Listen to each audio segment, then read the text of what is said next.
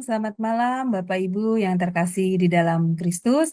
Selamat pagi bagi Bapak Ibu yang stay di Amerika dan selamat siang menjelang sore bagi Bapak Ibu yang stay di Jerman. Selamat bertemu kembali pada kelas pembelajaran firman Tuhan di Sema Adonai pada hari Sabtu tanggal 7 Desember 2024. Yang malam ini kita akan belajar tentang materi konseling ya Bapak Ibu dengan tema melankolis yang akan dibawakan oleh Pak Pendeta Dedi Kurniawan MTH. Baik Bapak Ibu sekalian, sebelum kita memulai kelas pembelajaran kita, mari kita berdoa terlebih dahulu. Mari Bapak Ibu kita berdoa.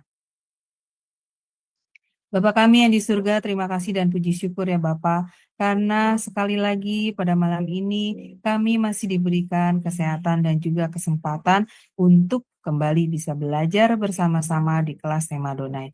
Ya Bapak, biarlah kiranya selalu ada pimpinan-Mu dan juga penyertaan-Mu dalam kelas pembelajaran kami ini. Berkati saya ya Tuhan sebagai moderator. Mampukan saya melakukan tugas dan kewajiban saya dengan sebaik-baiknya. Dan juga berkati para operator yang bekerja di belakang layar. Mampukan mereka juga untuk dapat melakukan tugas dan kewajibannya dengan baik dan lancar. Berkati juga internet kami dan perangkat-perangkat yang kami pakai Tuhan pada saat ini, sehingga tidak ada satu kendala pun yang dialami oleh internet dan perangkat kami selama pembelajaran ini berlangsung. Dan yang terutama berkatilah hamba-Mu Pak Dedi yang akan menyampaikan kebenaran firman-Mu malam ini ya Tuhan. Urapi setiap perkataan Pak Dedi dan berikanlah hikmat yang hanya daripada-Mu, sehingga Pak Dedi mampu menyampaikan kebenaran firman-Mu dengan baik dan benar sesuai dengan kehendak-Mu Tuhan. Dan berkati juga kami yang berada di dalam ruangan ini ya Tuhan, maupun yang mendengarkan di live YouTube ataupun nanti yang mendengarkan di live Bunda. Buka juga hati dan pikiran kami serta terangi dengan roh-Mu ya Tuhan. Berikan juga hikmat yang hanya daripada-Mu sehingga kami mampu menangkap apa yang diajarkan oleh Pak Dedi dengan mendapatkan pemahaman yang baik dan benar juga sesuai dengan kehendak-Mu Tuhan. Dan materaikanlah firman itu di dalam hati dan pikiran kami.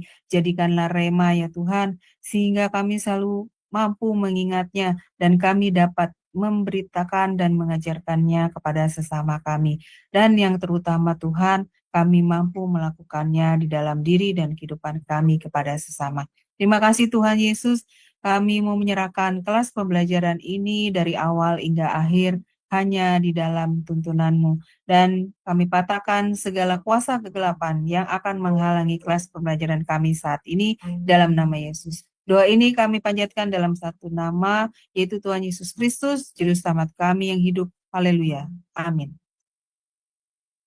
Baik Bapak Ibu, sebelum kita memulai kelas pembelajaran kita, maka kita akan melihat terlebih dahulu profil dari narasumber kita ya Bapak Ibu sekalian. Silakan pasang operator kami.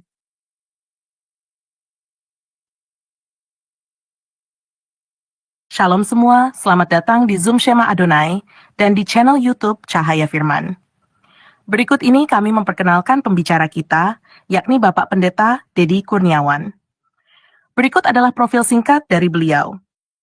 Beliau merupakan suami dari Ibu Junita Wijaya Esos dan ayah dari 2 anak, yaitu Christopher Hosea Eugene dan Aiko Lodita Eugenia. Dalam hal pendidikan, Bapak Dedi Kurniawan memiliki latar belakang yang sangat kuat. Beliau menyelesaikan pendidikan dasar di SD WPHJ Jakarta pada tahun 1986, melanjutkan ke SMPK Bethel Petamburan pada tahun 1989, dan kemudian menyelesaikan pendidikan menengah di SMA Kata Bethel Petamburan pada tahun 1992, Untuk jenjang pendidikan tinggi, beliau meraih gelar Sarjana Ekonomi Manajemen dari Universitas Kristen Krida Wacana pada tahun 1996, Beliau melanjutkan studinya di STT Bethel The Way Jakarta, meraih gelar Magister Artium pada tahun 2013, serta gelar Magister Teologi. Tak berhenti di situ, beliau juga memperoleh gelar Magister Pendidikan dari Institut Kristen Borneo Balikpapan pada tahun 2017, dan melanjutkan ke program doktoral di institut yang sama pada tahun 2018, Beliau aktif dalam Sekolah Pelatihan Konselor dan Porta Bible Study pada tahun 2018, Kemudian, beliau memperdalam kompetensinya di Bethel Biblical Counseling Academy pada tahun 2021, dan mengikuti program di Sekolah Penelitian Indonesia Biru Institute pada tahun 2022. Bapak Dedi Kurniawan memiliki pengalaman kerja yang luas di berbagai bidang.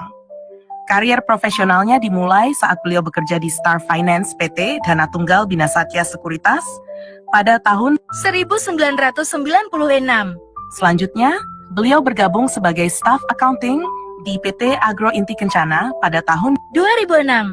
kemudian. Beliau menjabat sebagai General Manager di PT Great Glory Farm pada tahun 2012. dan dipercaya sebagai Wakil Direktur di PT Selaras Agro Nusantara pada tahun 2015. Selain pengalaman di dunia usaha, Bapak Dedi Kurniawan juga aktif dalam pelayanan gereja dengan menjabat sebagai Ketua Bidang PI Perwilnam BPD GBI Banten. Pada tahun 2018. Bapak Dedi Kurniawan saat ini berperan sebagai guru pengembangan minat dan bakat bidang olahraga di Sekolah Dian Harapan Lipo Villa Karawaci sejak tahun 2010 hingga sekarang.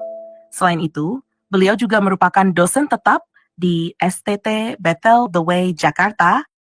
Beliau aktif sebagai pengajar tetap di beberapa kanal YouTube seperti Shema Adonai Cahaya Firman, PSBB Ministry, dan Bethany Jakarta. Selain itu, Bapak Dedi juga mengajar teologi di berbagai kelas komunitas Kristen, serta kerap menjadi pembicara di komunitas pria dan berbagai gereja. Jabatan Bapak Dedi Kurniawan saat ini menjabat sebagai Gembala Jemaat di Gereja Bethel Indonesia Exousia Agape Community yang berlokasi di Benton Junction, Lipo Karawaci. Selain itu, beliau juga bertindak sebagai mentor gembala cabang di Gereja Bethel Indonesia, Jalan Persatuan Maruga Ciater, Tangerang Selatan. Beliau juga memimpin sebagai ketua di Cahaya Kasih Ministry, serta memegang jabatan sebagai ketua bidang PAD di Central Kristen Indonesia DPC Kota Tangerang Selatan. Di samping itu, Bapak Dedi Kurniawan juga aktif sebagai pengurus di Asosiasi Pendeta Indonesia Wilayah Jakarta Barat, Provinsi DKI Jakarta.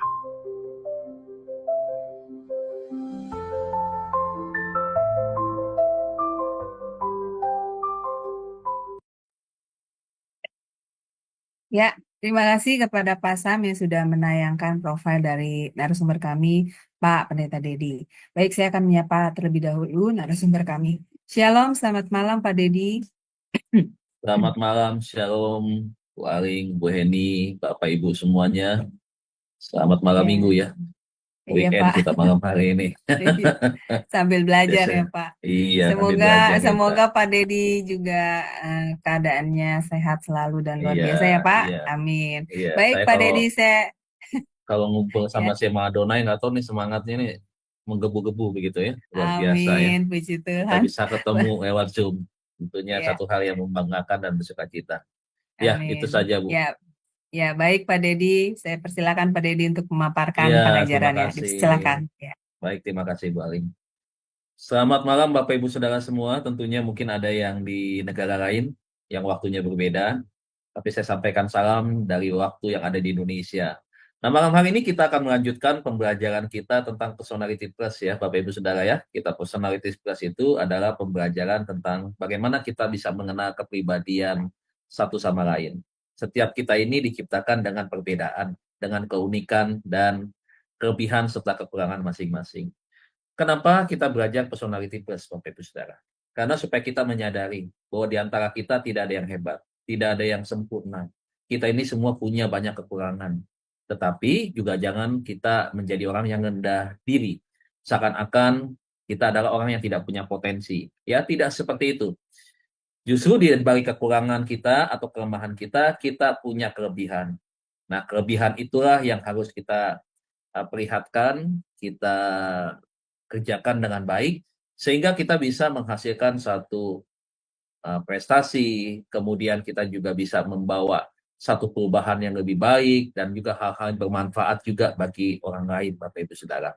Nah, itu sebabnya hari ini kita akan belajar untuk tipe kepribadian yang kedua, yaitu melankolis ya Bapak Ibu ya. Kita sudah belajar beberapa minggu yang lalu tentang tipe sanguin ya, tipe yang paling banyak ya dimiliki oleh mereka yang memiliki di dalam personality plus Bapak Ibu Saudara. Nah baik, malam ini kita akan belajar tentang tipe kepribadian kedua yang kita sebut dengan kepribadian melankoli, Bapak Ibu Saudara ya.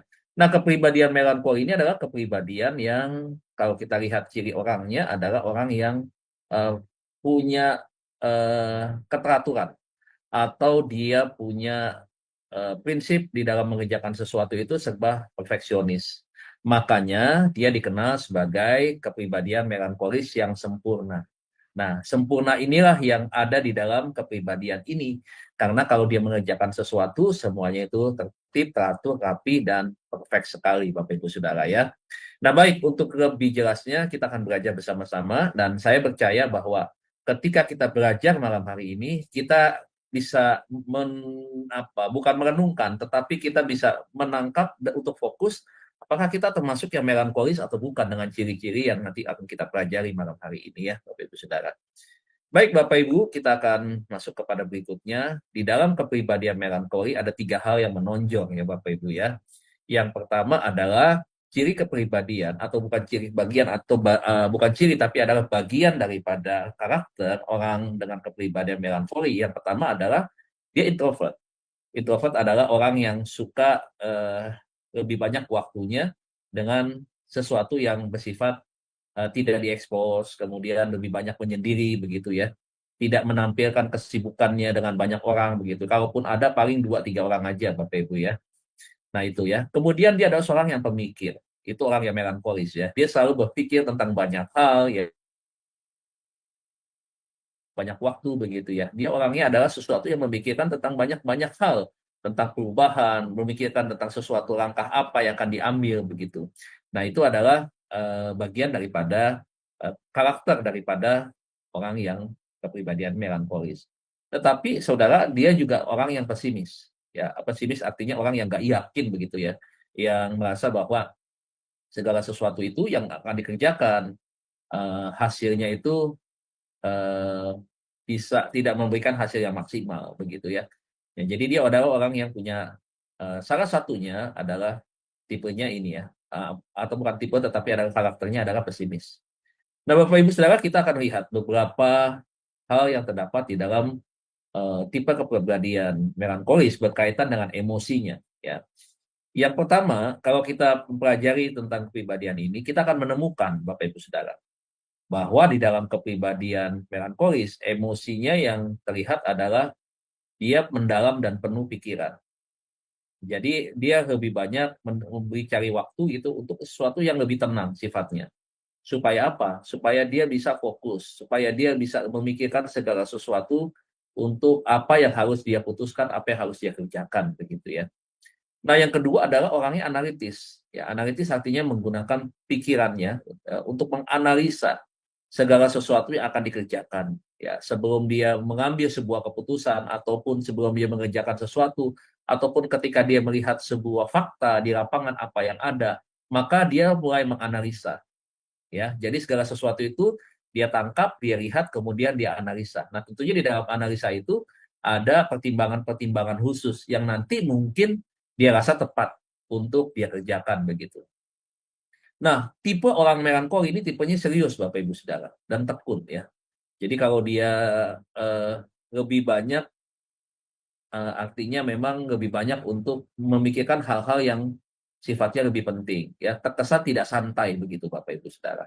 Nah, makanya orang yang tipe melankoli ini dia kalau mengerjakan sesuatu itu betul-betul dia kerjakan dengan waktu yang ada, dia menggunakan waktu yang yang ada itu dengan baik begitu ya. Karena memang dia mengerjakan segala sesuatu itu tidak setengah-setengah begitu ya. Beda dengan tipe kepribadian sanguin misalkan yang begitu ya, yang agak sedikit agak teledor begitu, agak lalai begitu ya. Mengerjakannya mungkin setengah-setengah begitu. Nah, kalau orang tipe ini dia teratur ya, keteraturannya itu tinggi begitu. Yang keempat cenderung jenius ya. Karena memang dia banyak berpikir begitu ya, menggunakan pikiran-pikirannya begitu.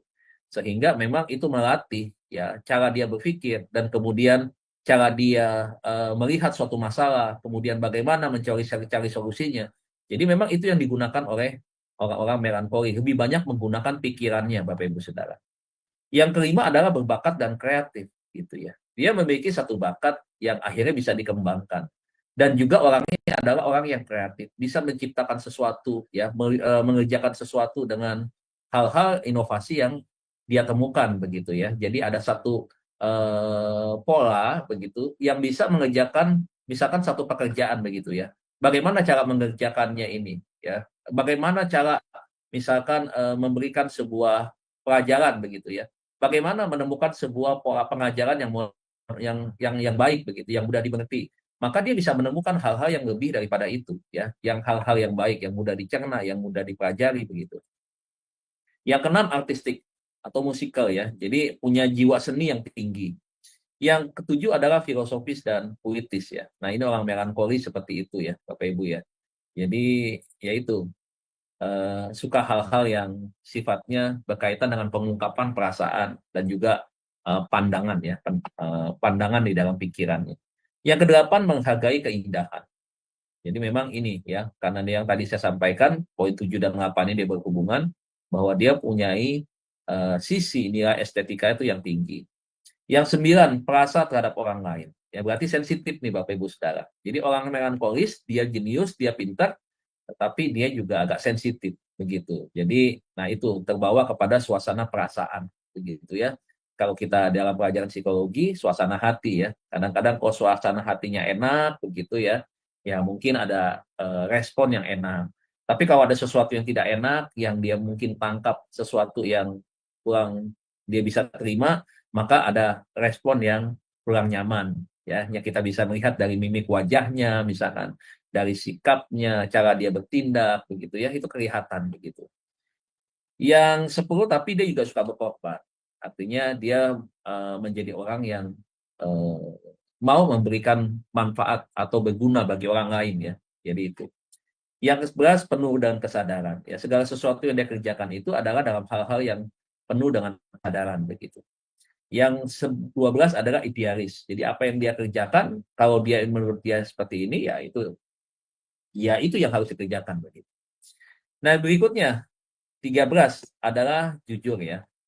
Yang ke-14 adalah menyukai keindahan, tadi sama. Nah, makanya orang yang melankolis ini kalau dia punya ruang kerja, Bapak Ibu, ruang kerjanya itu bukan cuma rapi ya. Karena dia kan perfeksionis ya, tetapi dia bisa merangkai itu tempatnya, kamarnya itu dengan hal-hal yang bisa memberikan sebuah ruangan yang indah begitu ya. Ada macam-macam, misalnya mungkin ada lukisan, ada pajangan apa begitu. Nah, itu dia suka sekali dengan hal yang seperti itu. Nilai seninya tinggi. 15 baik dengan angka-angka ya. Ya pintar dan teliti ini orang ya, Bapak Ibu menggunakan angka. Orang melankolis itu rata-rata matematikanya bagus begitu ya. Yang ke-16 suka tabel dan grafik nih. Makanya orang yang punya kepribadian melankolis, dia lebih cocok kalau dia bekerja, dia adalah di bagian itu tadi, misalkan bagian-bagian yang menggunakan itu tadi ya, data-data begitu ya, data-data informasi, akuntan itu penting tuh Bapak Ibu Saudara ya, suka tabel ya, neraca laba rugi misalkan begitu ya, laporan keuangan lah ya sifatnya seperti itu. Nah dia senang tuh gitu, karena dia memang lebih senang untuk mengerjakan segala sesuatu yang sifatnya itu nggak banyak ngomong begitu Bapak Ibu ya. Jadi cocok sekali nih untuk mengerjakan hal-hal yang seperti di bidangnya yang berkaitan dengan itu tadi di dalam diri kepribadiannya dia. Gitu. Jangan ditaruh di bidang apa yang bukan bidang yang dia senangi, misalkan kayak begitu ya. Misalkan dia harus jadi public speaking begitu ya. Nah itu mungkin perlu dicoba oke aja, tapi juga mungkin rasanya butuh waktu dan proses yang lebih lama begitu ya. Nah, kekurangannya ada nih. Ini lebih kepada kekurangan yang kelihatan nih, Bapak Ibu Saudara ya. Yang pertama, kekurangannya dia, walaupun dia punya kelebihan atau emosi yang bagus, tetapi dia mudah tertekan, Bapak Ibu Saudara. Begitu. Ya. Yang kedua adalah sifatnya kekanak-kanakan. Justru mungkin saudara bertanya lah, kan dia orangnya jenius, dia orang pintar, pemikir, oh sifatnya kok kekanak-kanakan? Ya itu, saudara. Jadi seperti ada titik tolak belakang begitu ya. Ada satu titik yang membuat itu ada jarak titik yang itu. Jadi dia bertolak belakang begitu dengan sifatnya agak kanak-kanak begitu. Yang ketiga sangat perfeksionis ini maksudnya adalah Bapak Ibu kalau dia mengerjakan sesuatu, kalau dia memberikan limpahan tanggung jawab kepada anak buahnya, kalau anak buahnya dia nggak kerjakan dengan seperti apa yang diharapkan, misalkan gini, ketika saya sebagai atasan dengan kepribadian melankoli, ketika saya memberikan kepercayaan kepada anak buah saya misalkan atau kepada staf saya, saya berikan untuk mereka kerjakan misalkan. Misalkan di dalam SOP mengerjakan itu adalah 1 minggu misalkan, harus dibuat sebuah laporan mingguan misalkan. Nah, ketika dibuat laporan mingguan itu ternyata tidak sesuai dengan harapan dari si atasan ini yang kepribadiannya melankoli. Nah, itu makanya akhirnya bisa membuat dia bereaksi. Dia bisa akhirnya bisa marah begitu ya. Dia bisa marah, kemudian tanpa sadar dia juga bisa itu tadi ya, menunjukkan sikap yang bisa saja itu di luar batas begitu kemarahannya begitu ya. Sehingga kadang-kadang Bapak Ibu Saudara ini sulitnya kalau mereka punya anak buah yang juga tipe kepribadiannya yang bertolak belakang begitu. Sehingga akhirnya apa yang terjadi? Tekanan mental buat anak buahnya begitu. Kenapa? Karena ya itu tadi terasa berat banget begitu ya. Mengerjakan segala sesuatu rasanya kok selalu ada aja yang kurang begitu. Selalu ada aja kesalahannya begitu. Jadi akhirnya banyak di antara mereka nggak tahan begitu ya. Mereka akhirnya mundur begitu ya. Akhirnya mereka nggak kuat begitu ya. Nah, sementara pada waktu misalkan menjelang batas waktu penyelesaian 1 minggu, dia sebagai atasan, dia juga ikut memikirkan tuh. Nah, ada tekanan-tekanan di dalam pekerjaan itu berkaitan dengan pekerjaan yang dikerjakan atau dibantuin sama stafnya begitu. Nah, itu orang melankoli seperti itu. Nah, orang melankoli itu juga, saudara, ada kikirnya. Walaupun dia juga di satu sisi ada hal yang baiknya, yaitu dia punya empati begitu. Tetapi kecenderungan untuk ini tadi ya, kikir itu lebih menonjol. Yang kelima, kurang spontanitas ya. Jadi ya itu tadi, terlalu slow, terlalu biasa-biasa aja begitu. Yang keenam, sulit disenangkan.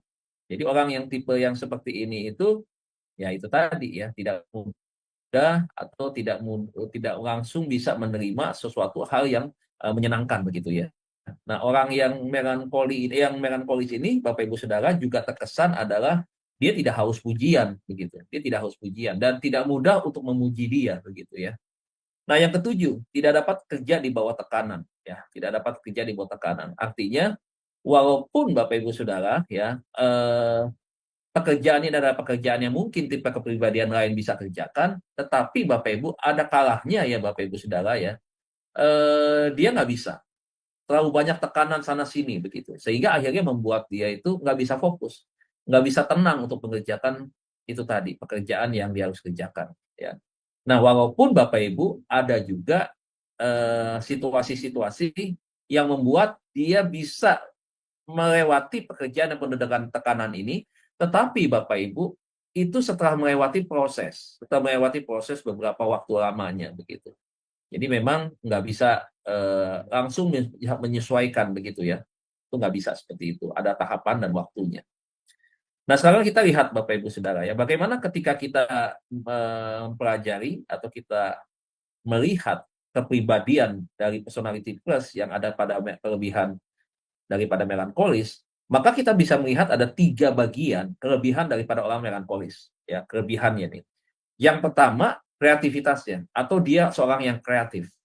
Nah, kreatif di dalam hal apa? Kreatif di sini. Kita bisa melihat Bapak Ibu Saudara ya, bahwa kreatifnya adalah pemikirannya.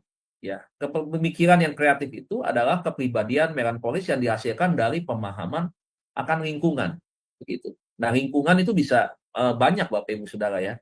Lingkungan juga bisa dipengaruhi dari lingkungan keluarga terlebih dahulu, lingkungan pekerjaan, bahkan lingkungan kalau kita di dalam orang pelayanan, maka juga dipengaruhi oleh lingkungan pelayanan begitu. Nah, serta perasaan diri sendiri dan orang lain. Nah, enaknya Bapak Ibu dari orang yang melankolis ini adalah dia cenderung suka menemukan ide-ide yang baru Bapak Ibu Saudara. Jadi dia adalah orang yang bisa menemukan banyak masukan-masukan buat daripada kemajuan baik itu perusahaan maupun juga Bapak Ibu Saudara dari misalkan gereja ya, kita bicara organisasi begitu ya. Nah, kenapa? Karena itu tadi, banyak hal yang dia lahirkan dari pemikiran-pemikirannya dia. Ya, termasuk juga di dalam melaksanakan ibadah begitu ya. Kreativitas apa yang harus ditonjolkan begitu ya. Jadi memang dia bisa memberikan masukan-masukan yang baik. Kenapa? Karena dia orangnya mengamati Bapak Ibu Saudara. Orangnya mengamati kemudian memikirkan. Itu orang melankolis seperti itu begitu. Yang kedua adalah perencana yang baik. Dia adalah seorang manajer atau seorang yang teratur di dalam perencanaan gitu. Nah, di dalam hal ini adalah kemampuan untuk memahami perasaan orang lain dalam mengartikan hal-hal yang detail, menjadikannya perencana yang baik. Nah, enaknya Bapak Ibu kalau dia menjadi seorang pemimpin, dia itu bisa mengerti tentang apa yang dibutuhkan oleh anak buahnya, gitu. Dia bisa memberikan sebuah dorongan, motivasi, ataupun juga Bapak Ibu Saudara ya, pengakuan akan keberhasilan daripada anak buahnya. Sehingga Bapak Ibu Saudara, dia melihat potensi itu ada misalkan, maka dia juga bisa mendorong anak buahnya itu untuk mendapatkan kesempatan-kesempatan untuk melengkapi diri, misalkan kesempatan untuk kursus lagi, kesempatan untuk ikut training ini, itu, dan sebagainya. Dan dia punya planning-planning itu kepada setiap misalkan timnya begitu. Jadi dia memikirkan apa nih yang harus kebutuhannya dia ini yang harus nanti bisa didorong ya, disupport gitu. Sehingga ketika disupport, dia sudah mengikuti training ini, maka kembali lagi kepada pekerjaannya atau kepada organisasinya, dan itu memberikan manfaat yang semakin baik untuk organisasi atau perusahaan begitu. Nah, ini kelebihannya daripada orang melankolis ya.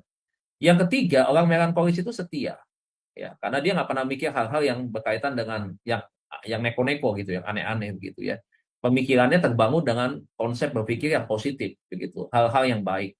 Karena dia memikirkan tentang segala sesuatu itu, tentunya mana yang memberikan dampak yang baik, mana yang memberikan dampak yang tidak baik. Nah, jangan harap bahwa orang yang melankoli itu adalah orang yang asal-asalan. Kan tidak, tadi dikatakan bahwa yang orang melankolis adalah perfeksionis. Nah, di dalam hal kesetiaan, dia tahu resikonya kalau misalkan dia tidak setia begitu ya. Termasuk juga bukan hanya bicara soal hubungan dengan pasangan, tetapi juga berkaitan juga dengan pekerjaan misalkan begitu ya. Karena dia orang yang penganalisa, kemudian perfeksionis, dia memikirkan segala sesuatu. Makanya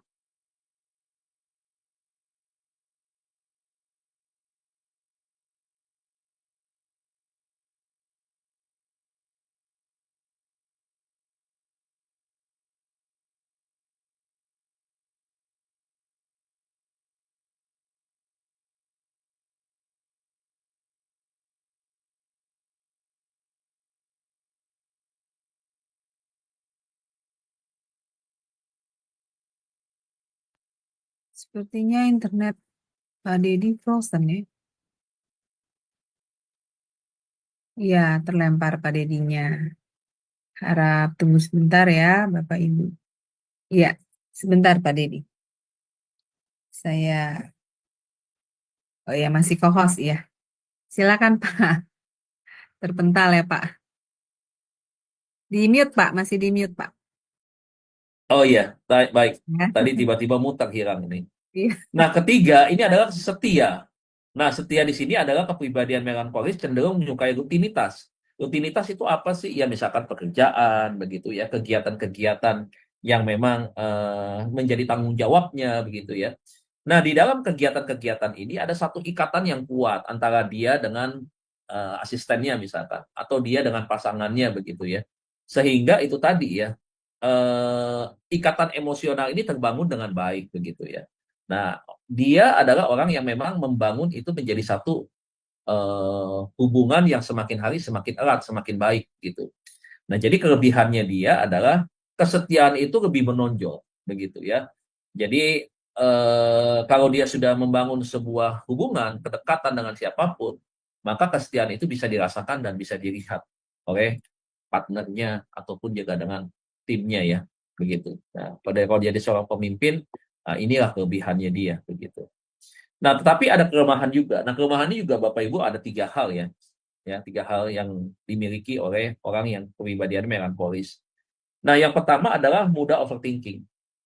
Nah, overthinking ini adalah memikirkan sesuatu secara berlebihan dan sulit melupakan kesalahan orang lain karena sifat sensitifnya, itu dia Bapak Ibu. Karena perasaan ya, baper ya Bapak Ibu Saudara ya. Jadi kadang-kadang ketika dia mulai berpikir tentang orang lain misalkan begitu ya, maka ada sesuatu hal yang dia pikirkan itu sebenarnya tidak seperti itu gitu ya. Jadi pemikiran itu jauh banget gitu ya. Tidak seperti fakta yang ada begitu. Nah, sehingga itu tadi kadang-kadang juga ketika ada dalam problem permasalahan juga berpikirnya terlalu jauh begitu. Nah, orang melankoli itu, nah ini dia kejelekannya atau kelemahannya itu begitu ya. Overthinkingnya itu begitu dominan. Yang kedua, sulit untuk mengambil keputusan ya. Sulit sekali untuk mengambil keputusan. Walaupun dia adalah orang yang kita bisa melihat bahwa adalah seorang yang pemikir. Karena memang itu tadi, pesimis tadi ya. Keraguan pesimisnya itu kuat. Karena dia melihat bahwa kalau dia bekerja dengan tim, walaupun dia sebagai pemimpin, tetapi dia nggak yakin begitu ya. Kalau misalkan dia mengambil keputusannya sendiri, walaupun memang keputusan itu akhirnya di tangannya dia begitu. Sehingga kadang-kadang itu dia, akhirnya dia punya ketergantungan untuk dia mengambil keputusan itu dengan melibatkan orang lain. Ya. Nah, pada poin kedua ini katakan karena memikirkan sesuatu secara berlebihan, kepribadian melankolis kerap memperhatikan hal-hal yang detail sehingga membutuhkan waktu yang lama untuk mengambil keputusan. Ya, selalu ada aja Bapak Ibu Saudara ya. Ada hal-hal khusus di sini yang berkaitan juga dengan eh, itu tadi, misalkan ketika dia mengambil sebuah keputusan untuk memasarkan sebuah produk, misalkan begitu ya, maka ada hal-hal yang dia pikirkan itu terlalu lebih, terlalu jauh begitu. Sehingga pada akhirnya bisa makan waktu yang panjang, kemudian pada akhirnya ternyata ketika dilaksanakan itu tidak terjadi begitu. Nah, ada kekhawatiran-kekhawatiran karena memang salah satunya itu juga kelemahannya kan, dia punya sifat kekhawatiran yang tinggi. Jadi di balik sulit mengambil keputusan karena dia punya nilai-nilai kekhawatiran itu yang juga kuat di dalam dirinya dia. Kekhawatiran kalau ini nggak berhasil bagaimana, ya nanti kompetitor bagaimana reaksinya, bagaimana nanti kalau misalkan sudah di pasaran begitu ya, apakah produk ini juga nanti bisa disukai oleh masyarakat, atau begitulah kurang lebih. Kalau dia menjadi seorang pemimpin atau manajer daripada manajer pemasaran atau penjualan begitu. Yang ketiga, perfeksionis. Ketika hasil terbaik tidak tercapai, melankolis cenderung kesal, kecewa, bahkan depresi. Nah, jeleknya di sini nih. Begitu ya. Jadi mudah sekali kalau tidak mencapai seperti apa yang dia inginkan, maka dia kesal sendiri, capek sendiri. Ya, pernah satu kali Bapak Ibu Saudara ya, saya ingat ada beberapa pengalaman. Saya melihat orang yang punya latar belakang kepribadiannya melankolisnya dominan Bapak Ibu Saudara ya. Kalau dia itu menyuruh anak buahnya itu tidak dikerjakan, itu dia bisa menangis Bapak Ibu Saudara, karena dia menahan kesel begitu ya. Dia menahan kecewa begitu ya, karena merasa bahwa anak buahnya itu nggak taat sama dia. Karena kan baper gitu ya, karena apa-apa dibawa perasaan, apa-apa dibawa overthinking begitu ya. Dia merasa bahwa, oh dia nggak menghargai gue nih sebagai pemimpin. Oh dia tuh kayaknya nggak suka sama gue nih begitu. Padahal memang enggak, kadang-kadang bisa aja karena memang orangnya agak males anak buahnya, karena memang terlalu santai begitu, karena memang mungkin dia sakit, jadi kalau waktu satu hari nggak bisa dipakai untuk mengerjakan laporan tugas kantornya, misalkan seperti itu. Tetapi dia udah berpikir seperti itu. Makanya bisa saja kita bisa melihat ya, mereka yang punya kepribadian melankolis yang dominan, itu bisa berefek kepada gejala itu tadi, mah kronis ya, asam lambung dan seterusnya. Karena itu tadi, kalau banyak pikiran begitu ya, dan kekhawatiran-kekhawatiran akhirnya juga bisa menyebabkan insomnia begitu ya. Akhirnya bisa menyebabkan juga kadang-kadang walaupun dia pendiam tetapi juga mulutnya nyelekit begitu ya. Nggak usah heran nih Bapak Ibu Saudara, kalau kita temuin orang misalkan di organisasi, entah itu di gereja ataupun di tim kita, orangnya kelihatannya diem, tapi kalau udah ngomong nyelekit banget Bapak Ibu Saudara. Itu kalau udah ngomong, sekalinya dia ngomong Bapak Ibu ya, langsung tuh orang sakit hatinya berkepanjangan begitu ya. Nggak sembuh 2 tahun, 3 tahun tuh. Kenapa? Karena itu dia ya, seperti itu. Karena memang dia dalam keadaan situasi dalam keadaan tegang. Kadang-kadang mungkin kita nggak bisa memahami ya, gitu ya. Dia dalam keadaan suasana hati yang tidak nyaman begitu, penuh dengan tekanan begitu ya. Ada kekecewaan dengan beberapa orang misalkan seperti itu. Akhirnya membuat dia depresi. Dia sebel, dia benci dengan orang itu begitu ya. Kemudian juga tambah lagi dengan pekerjaannya dia nyuruh anak buahnya juga kerjanya lambat begitu ya. Makanya kadang-kadang akhirnya pemimpin-pemimpin yang melankoli akhirnya mengambil pekerjaan anak buahnya. Anak buahnya ikut stres juga. Nih bos kelihatan nggak percaya sama gua nih, ngambil pekerjaan gua kok begini. Jangan-jangan dia udah nggak suka dengan gua.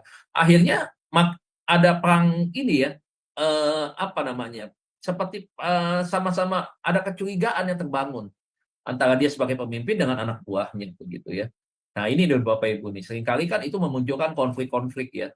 Makanya organisasi, jangankan organisasi, di rumah tangga aja Bapak Ibu, waktu itu kan sempat saya kasih tahu kan, tipe kepribadian saya dengan istri berbeda.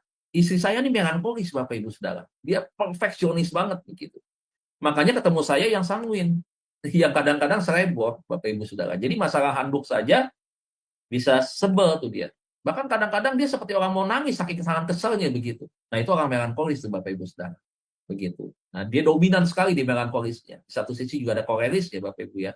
Dan sanguin itu kecil, cuma berapa persen begitu. Tetapi kuatnya di melankolis begitu. Jadi ya ini kadang-kadang kita harus mau nggak mau kita nauin begitu. Kenapa kita nauin? Di posisi saya nih Bapak Ibu ya, disangguin ketika saya berhadapan dengan istri dengan pribadi yang melankolis kuat, maka saya nggak mau kan istri saya depresi, begitu. Saya nggak mau bikin dia kesel dong, karena kalau dia bikin kesel, dia pasti akan kecewa. Dia juga pasti akan merasakan kesedihan, begitu. Nah, itu sebabnya makanya saya harus hindari itu, begitu. Kalau kadang-kadang ya udah, gitu. Kadang-kadang dia ngomongnya lekit, ya udah, kita maklumin, kita ngerti gitu. Nah, itu sebabnya makanya nih Bapak Ibu ya, kalau kita belajar daripada 4 personality plus ini, kalau dikombinasikan, kan kita juga belajar nanti dikombinasikan begitu seperti apa, kan ada sifat-sifat yang keluar tuh nanti tuh Bapak Ibu Saudara. Walaupun kita bisa melihat ada yang dominan misalkan, 2 kepribadian, apakah ada yang 3 juga Bapak Ibu Saudara, dengan presentasi yang berbeda begitu. Bagaimana caranya kalau misalkan kita masing-masing pasangan yang berbeda seperti itu? Nah ini nih Bapak Ibu, nggak ada kedamaian, tercipta konflik terus di dalam rumah tangga. Nah tapi kalau kita belajar, kita tahu ada belajar caranya bagaimana kita melihat kelemahan dia, tapi kelemahan itu kita bisa push menjadi sesuatu yang akhirnya dia mengerti dan bisa mengubahnya menjadi sesuatu yang lebih baik dari kelemahan itu naik menjadi kelebihan misalkan seperti itu. Walaupun Bapak Ibu Saudara ya tentunya sebagai manusia ada juga Bapak Ibu ya nggak bisa 100% berarti seperti apa yang kita harapkan. Bisa saja itu muncul ya, muncul kembali begitu. Nah, kan memang kadang-kadang gini, kan kita bisa memahami, kita kan manusia terdiri dari 3 bagian, roh, tubuh, dan jiwa. Begitu ya. Jiwanya baik misalkan ya, begitu ya, rohnya berbicara tentang bagaimana kita hubungan dengan Tuhan. Nah, kalau dagingnya kan kita kan juga kan kadang-kadang masing-masing kuat nih gitu kan. Nah, kadang-kadang dagingnya juga bisa muncul dan itu menonjol daripada jiwa kita begitu. Nah, itu kadang-kadang akhirnya bisa membangun perspektif yang salah. Makanya suami istri kadang-kadang ada yang tersinggung nggak ngomongan sehari, 2 hari, 3 hari. Wah ini bibit-bibit perpecahan nih, bibit-bibit konflik yang lebih besar. Ini bisa membangun sebuah ledakan bom waktu yang nanti meledak dalam rumah tangga yang akhirnya nanti katanya satu yang keluar dari salah satu orang itu kita cerai gitu. Nah, saudara kan kalau kita nggak pelajarin ini terus, bukan kita nggak pelajarin itu terus, pasti kalau kita nggak belajar mengenal kepribadian pasangan kita masing-masing, Bapak Ibu Saudara, itu kata perceraian itu akan menjadi kata yang umum didengar, begitu ya. Karena dianggap itu adalah solusi penyelesaian, padahal tidak juga, begitu. Padahal itu yang harus dihindari, tidak boleh ada perkataan yang seperti itu, begitu. Tapi karena kita nggak bisa memahami satu dengan lainnya, kadang-kadang kecenderungannya adalah menuntut harus sama seperti kita. Ubah tuh watak lu, ubah tuh karakter lu, harus ikut seperti gua. Ya nggak bisa, Bapak Ibu Saudara. Ya kita masing-masing memang dilahirkan anak, kita punya anak aja 2 aja, kepribadian dan wataknya aja berbeda, begitu. Padahal lahir dari kandungan yang sama, orang tua yang sama, begitu. Kok bisa begitu? Nah, itu dia. Nah, kadang-kadang DNA orang tua ya, gabungan dari orang tua itu juga menghasilkan kepribadian kepada anak yang diturunkan itu mana yang sebenarnya lebih kuat, begitu ya. Nah, itu dia. Keunikan manusia, Bapak Ibu Saudara ya. Nah, jadi ini nih perfeksionis ya. Dia menuntut hal-hal kesempurnaan itu paling tinggi, begitu ya. Nah, Pak, apakah dia ketika kepribadian melankoli ini dia menetapkan standar segala sesuatu dengan kesempurnaan, dengan perfect begitu ya? Apakah dia mengalami gangguan kepribadian? Tidak, Bapak Ibu Saudara ya, tidak ya begitu. Berbeda dengan gangguan kepribadian yang kita pelajari yang sebelum-sebelumnya begitu. Tetapi memang dia mengerjakan sesuatu itu artinya kalau nggak bagus, nggak ituan lebih baik nggak usah kerjain begitu. Nggak usah apa namanya ya, ya pokoknya nggak usah kalau nggak bisa lebih baik jangan begitu ya. Nah, melankoli sempurna sebagai orang tua. Nah, kita mulai masuk kepada posisinya kalau dia punya kepribadian melankolis bagaimana ketika dia berfungsi sebagai orang tua terhadap anaknya. Yang pertama menetapkan standar tinggi, itu dia Bapak Ibu. Anak-anak stres. Kamu harus begini ya, nilai kamu harus begini ya. Kamu kalau sekolah pakai buku ya, cara menulisnya dari sini ya. Kamu jangan lompat-lompat ya. Kamu jangan banyak coretan ya. Mami nggak suka kamu pakai banyak tip X ya. Begitu. Mami nggak suka ya nilai matematika kamu nilai 7 ya. Mami nggak suka. Mami maunya kamu nilai kecil matematika itu 8 ya. Mulai semester depan Mami akan lihat lagi ya. Apakah nilai IPA kamu bagus atau tidak begitu ya. Standarnya tinggi, keteraturannya itu, waduh, Bapak Ibu, itu sangat ketat. Di rumah misalkan, jam sekian harus sekian, bangun pagi harus sekian, kalau telat sedikit ada ya kesepakatan tertentu yang dia buat misalkan, atau SOP ya, di rumah itu, gitu ya, 10 menit terlambat, bangun tidur misalkan, akan kena sanksi apa begitu ya. Nah itu. Nah makanya kalau buat orang yang tipe sanguin ya, tipe cerebor, agak santai Bapak Ibu Saudara ya. Tipenya juga banyak Belanda masih jauh, dibilangin begitu ya. Santai dulu, tenang aja, Belanda masih jauh. Orang sanguin kadang-kadang suka ngomong begitu. Ketemu yang tipe melankoli Bapak Ibu, ribut terus. Begitu. Nggak sanggup dah. Kayak saya bilang nih, kalau punya atasan kayak begini, gue nggak sanggup juga ada kerja dengan pola yang kayak begini dah. Lebih baik gue berhenti aja, nah begitu. Makanya ada beberapa orang yang suka keluar masuk pekerjaan dan dapatnya pemimpin-pemimpin yang memang menuntut kesempurnaan dan standar yang tinggi begitu. Nah, makanya ketika di rumah, anak ketika ditetapkan dengan standar yang tinggi, makanya anak-anak itu tadi merasa nggak nyaman di rumah, merasa kesal sama orang tuanya, itu bisa terjadi itu begitu. Maka cenderung anak akan berbohong, ya, anak akan akhirnya ya akan memberontak begitu. Itu bisa terjadi Bapak Ibu Saudara ya. Karena itu tadi merasa bahwa ini ketinggian loh buat saya loh, saya nggak bisa mampu untuk melakukan ini begitu. Nah orang yang tua sanguin juga sama begitu ya. Nanti kamu kuliah, kamu harus masuk jurusan ini ya. Kalau kamu nggak jurusan ini, papi nggak mau biayain begitu. Waduh, anaknya dipaksa harus jadi insinyur begitu ya. Padahal anaknya nggak mau jadi insinyur begitu ya. Anaknya pengennya menjadi misalkan akunting misalkan begitu. Oh, tapi harus dipaksa. Nah itu standarnya terlalu tinggi begitu ya. Yang kedua, ingin segalanya dilakukan dengan benar. Pokoknya nggak boleh ada satu kesalahan. Gitu. Nah, padahal kan Bapak Ibu, kita semua kan juga nggak mungkin kan bisa mengerjakan sesuatu dengan sempurna. Pasti ada salahnya. Makan di meja makan, ada nasi tercecek satu di meja saja, marah. Waduh, ditegur anaknya begitu ya. Ya tentunya responnya beda-beda, ada reaksinya setiap orang tua kan, begitu kan. Ada yang mungkin dijewer, ada yang mungkin disentil tangannya, ada yang mungkin diprototi, ditunjuk-tunjuk begitu ya. Itu tentunya beda-beda begitu. Tetapi itu tadi ya, segala sesuatu harus dilakukan dengan rapi dan benar begitu. 3, menjaga rumahnya selalu rapi. Nah, orang-orang melankolis ini rapi banget rumahnya. Bersih ya. Indah tadi dilihat ya, ada lukisan, dia bisa menata ruangan dengan baik begitu. Nah, itu ya. Nah, hal ini juga dilakukan kepada anaknya. Nah, dulu ada lagu bangun tidur, terus mandi ya. Tapi sebelum mandi, rapikan dulu tempat tidur. Nah, itu gitu. Tetapi bukan berarti oh itu yang nyiptain lagu itu melankoli, tidak. Tetapi sedang sedang melatih anaknya untuk itu tadi mengutamakan kerapihan. Ya, jangan kelihatan tidak baik begitu ya. Kotor, kemudian juga berantakan begitu ya. Nah, orang melankolis itu paling anti ngelihat yang demikian begitu ya. Makanya kalau kita lihat orang yang melankolis memang rapi betul ya. Pekerjaannya itu rapi. Enaknya ketika kalau dia menjadi anak buah kita, dia mengerjakan segala sesuatu yang memang tanggung jawab dan hasilnya baik begitu ya. Walaupun di kebaikan dan kelebihannya itu dia juga punya kekurangan yang belum tentu juga bisa diikuti oleh orang lain. Yang keempat, merapikan barang anak-anak ya. Nah ini dia, nggak suka anak-anak kan kadang-kadang kalau suka main suka mencecet-cecerin barang di dalam kardus, main tumpahin aja begitu ya. Kadang-kadang yang dimainin ini cuma yang berapa begitu, tapi yang lain udah pada numpuk. Kadang-kadang ditinggal kalau temannya datang jemput teman anaknya misalkan begitu ya.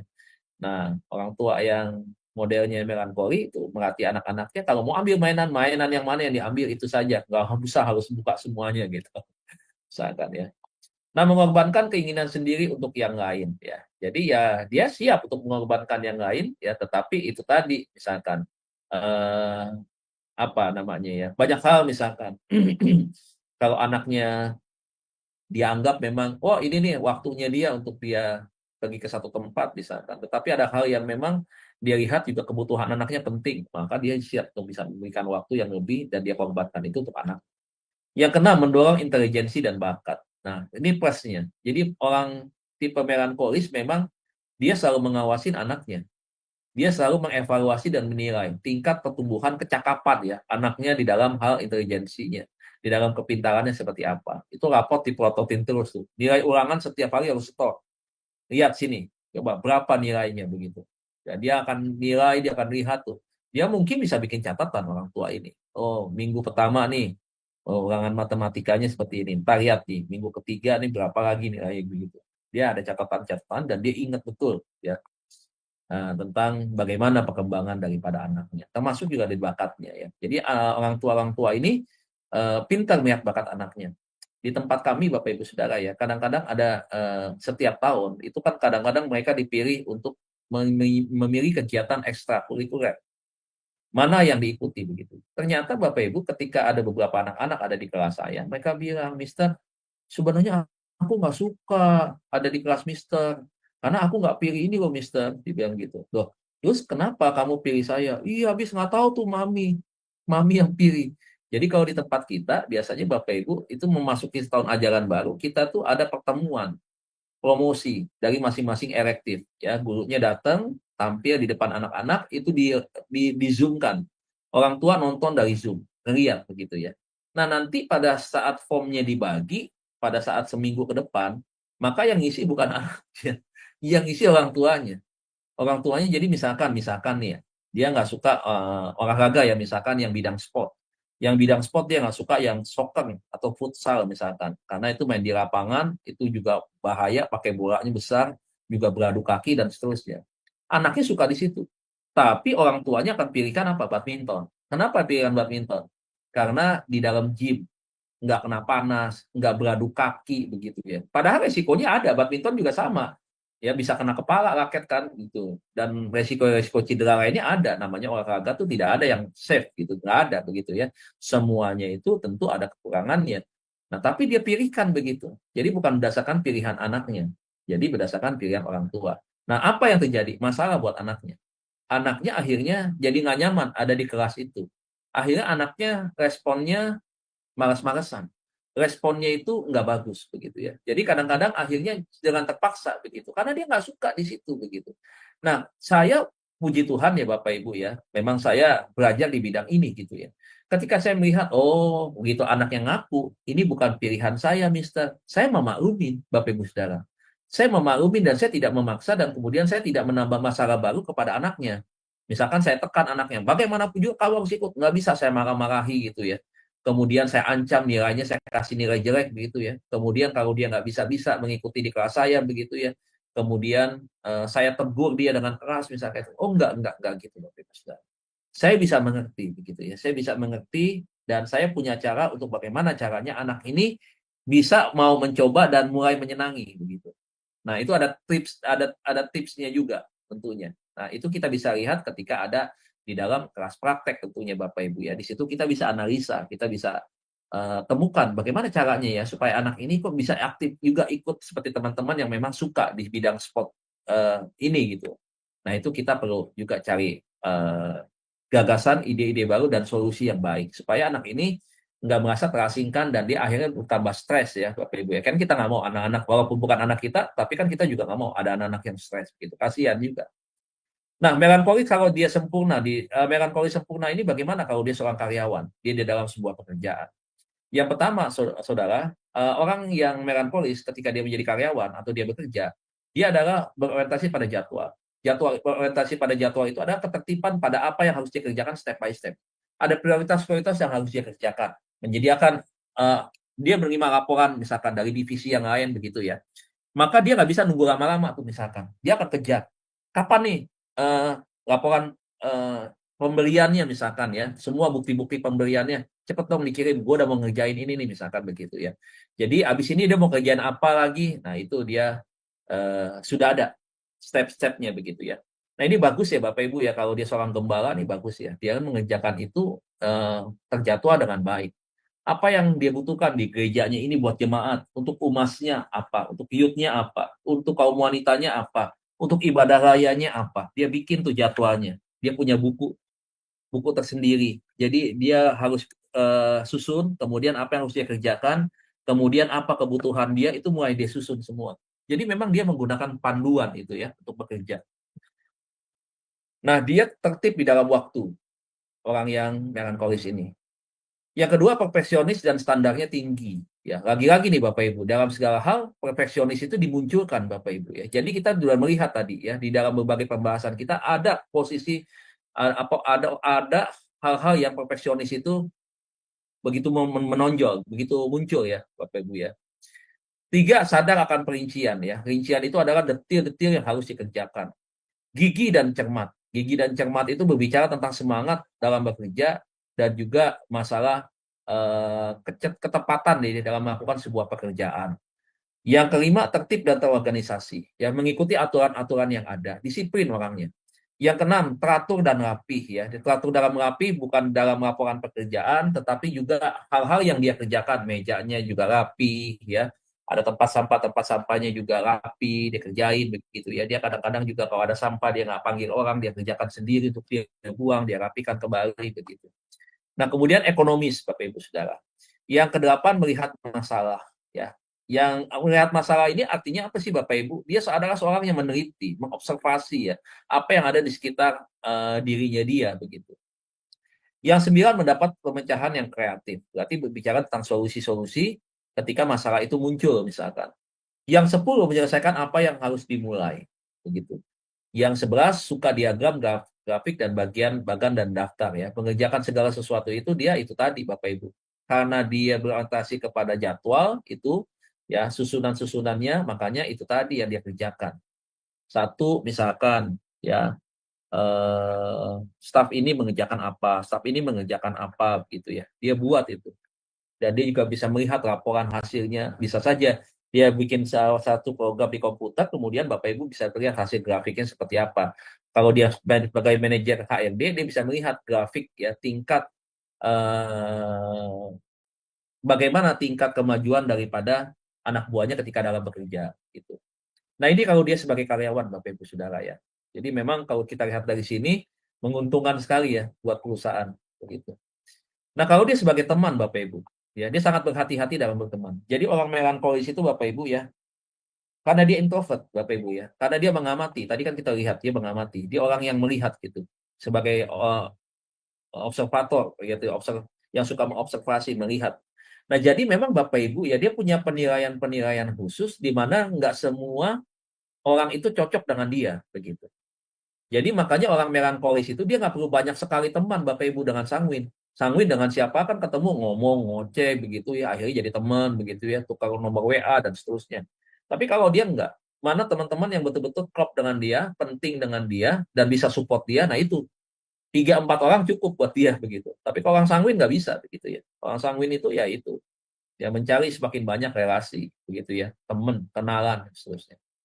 Kemudian puas tinggal di latar belakang. Artinya apa? Puas tinggal di belakang, maksudnya kegiatan aktivitas dia itu dia nggak mau dilihat orang gitu. Di belakang layar begitu ya kerjanya. Beda kan kalau orang sanguin pengen dilihat orang.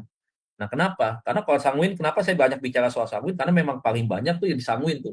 Hal-hal yang berkaitan dengan ciri-cirinya ya. Nah, dia kan lebih banyak untuk di depan karena memang cara-cara seperti itu, pengen dilihat orang dia. Kenapa? Orang sanguin haus akan pujian begitu. Dia senang dipuji. Makanya cocok untuk jadi WL, cocok untuk jadi entertain begitu ya. Karena memang dia seperti itu, motivator begitu, penyanyi begitu ya. Karena untuk dilihat gitu dan kemudian diapresiasi. Nah, yang ketiga, menghindari perhatian ya. Jadi memang dia tidak catat ya. Yang keempat, setia dan berbakti. Jadi ketika kalau dia ada di satu tempat, kalau dia karyawan, ya dia akan terus di situ terus tuh Bapak Ibu. Dia merasa ya itu tadi disuruh pindah apa segala macam, enggak lah, gue mah ada di sini aja udah mantep gitu ya. Jadi nggak mudah dipengaruhi teman untuk pindah. Kalau dia udah setia di situ ya. Dengan pasangan juga begitu. Orang melankoli. Nah, ini orang melankoli perlu kita apa namanya menjadi idaman untuk kita jadikan pasangan. Tapi jangan lupa juga kelemahannya juga itu dia tuh perfeksionis, dia menuntut segala sesuatu serba perfeksionis. Ya. Yang kelima, mau mendengarkan keluhan. Nah ini kalau buat curhat, buat jadi konselor enak melankolis. Kenapa? Karena dia bersedia memberikan waktunya, dia bersedia memberikan hatinya, dia bersedia memberikan telinganya untuk mendengar masalah-masalah yang dihadapi oleh sahabatnya atau oleh anak buahnya. Jadi kalau dia sebagai pemimpin, sebagai bos enak nih, kita bisa ngadu sama bos. Bos kita bisa dengerin begitu ya. Nah, beda kalau yang buat tipe kepribadian yang tiga itu tuh Bapak Ibu Saudara ya. Kadang-kadang masih mengambang begitu ya. Atau kadang-kadang masa bodoh begitu ya. Kita ngomong apa, responnya kapan, dijawab kita nggak pernah tahu begitu. Yang keenam, bisa memecahkan masalah orang lain. Nah, hebatnya itu ya. Karena dia pemikir. Karena dia orang yang mengamati. Kemudian dia adalah orang yang berusaha, kalau ada satu persoalan yang dia dengar, atau dia tergerak untuk itu, kalau gue nggak selesaikan dengan cara gue, atau gue tinggalkan seperti itu, dia nggak merasa nggak tertantang. Gitu. Karena kalau orang melankolis itu, dia kan suka terhadap sesuatu hal yang bersifat menantang, dan kemudian dia berpikir bagaimana caranya menemukan jawaban itu. Begitu. Sehingga akhirnya itu tadi, ya dia berusaha untuk bisa membantu orang lain memecahkan masalahnya, begitu ya. Nah, ini berkaitan juga dengan kesetiaan ya, dengan kesetiaan, solidaritas gitu terhadap teman ya, ataupun dengan keluarga, ataupun dengan orang tua, ataupun dengan siapapun ya. Yang ketujuh, sangat memperhatikan orang lain ya. Jadi punya empati yang lain ya. Tapi juga dalam memperhatikan orang lain juga dia bisa melihat kekurangan dan kebaikan orang lain, Bapak Ibu Saudara. Karena itu tadi, jangan pernah lupa bahwa orang sang melankolis ini dia adalah orang yang mengamati, menilai, ya suka mengobservasi begitu. Jadi dia suka perhatikan betul detail banget orang itu seperti apa. Dia tahu. Yang kedelapan, terharu oleh air mata penuh belas kasihan. Pernah nggak saudara ketemu orang, kita cerita nih, misalkan ada saudara yang dipanggil Tuhan, meninggal kedua orang tuanya pada waktu COVID misalkan. Anaknya yang baru umur 2 tahun jadi yatim piatu, kehilangan papa mamanya misalkan. Dia bisa nangis.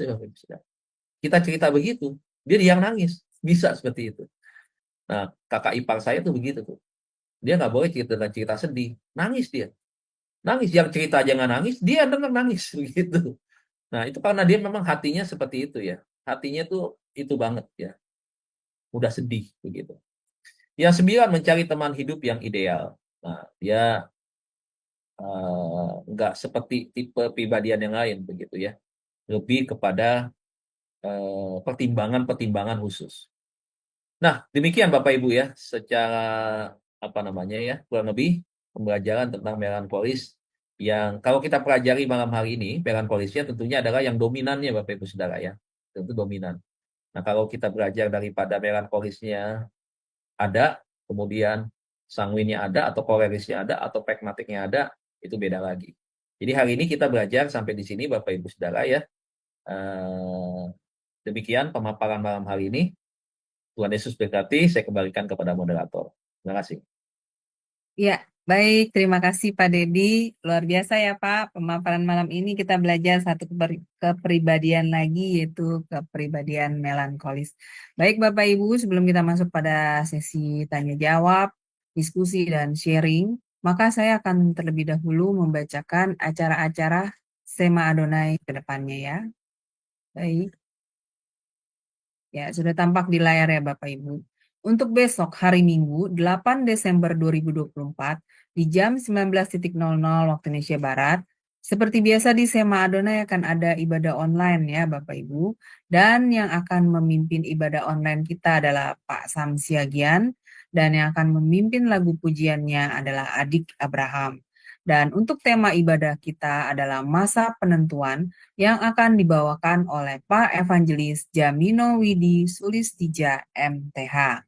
Selanjutnya, di hari Senin, tanggal 9 Desember 2024, di jam 21:10 waktu Indonesia Barat, di Sema Adonai akan kembali ada kelas pembelajaran firman. Dan kita akan belajar tentang materi Creating Understanding 5 dengan proposisi 11 sampai dengan 13. Temanya adalah komunikasi dan sistemnya. Dan ini sudah masuk sesi yang kelima ya Bapak Ibu. Dan seperti biasa yang menjadi narasumbernya adalah Pak Pendeta Dr. Setio Nugroho MTH dan moderatornya adalah Ibu Aling, saya sendiri. Selanjutnya ini adalah Renungan Pagi Sema Adonai, diadakan setiap hari, mulai dari hari Senin sampai dengan Sabtu, dimulai dari jam 5.30 pagi waktu Indonesia Barat, dan dilayani oleh hamba-hamba Tuhan yang sangat memberkati. Dan untuk Renungan Pagi Sema Adonai ini dapat Bapak Ibu ikuti lewat Zoom Sema Adonai atau lewat channel YouTube Cahaya Firman. Dan bagi Bapak Ibu yang belum mensubscribe channel kami, channel Cahaya Firman, tolong subscribe channel kami. Dan yang sudah mensubscribe channel kami, Cahaya Firman, tolong mensubscribe lagi ya Bapak Ibu, dikarenakan channel kami yang terdahulu itu terhapus oleh tim kami tanpa disengaja. Dan untuk yang sekarang ini, kami membentuk lagi channel baru dengan nama Cahaya Firman juga, dengan penulisan @cahayafirman strip J3X. Dan juga Bapak Ibu tolong subscribe juga channel kami Sema Adonai Plus dengan penulisan @Sema Adonai Extra. Karena di sini Bapak Ibu di channel Sema Adonai Plus ini Bapak Ibu dapat melihat rekap dari acara-acara channel C Firman kami yang terhapus dahulu ya. Jadi di sini masih ada rekapnya dari acara-acara kami yang terdahulu di channel C Firman yang terhapus. Dan tolong bantu share ya Bapak Ibu channel kami ini C Firman kepada yang lain. Supaya semakin banyak juga orang-orang yang bisa mengikuti keseluruhan acara-acara Sema Adonai lewat channel C Firman. Terutama program-program yang tidak di-live-kan di channel-channel lain, seperti program Renungan Pagi Sema Adonai, kemudian program Renungan Pagi dari Bapak Gembala kami sendiri, yaitu Pak Pendeta Daniel Palungan, yang diadakan setiap hari Jumat, 1 kali dalam seminggu, dan juga ibadah online Sema Adonai. Dengan Bapak Ibu membantu channel kami C Firman, di-sharekan kepada yang lain, Bapak Ibu telah membantu channel kami untuk menjadi semakin berkembang dan menjadi berkat lagi bagi banyak orang. Terima kasih Bapak Ibu atas perhatiannya. Sekarang kita akan masuk pada sesi tanya jawab dan diskusi.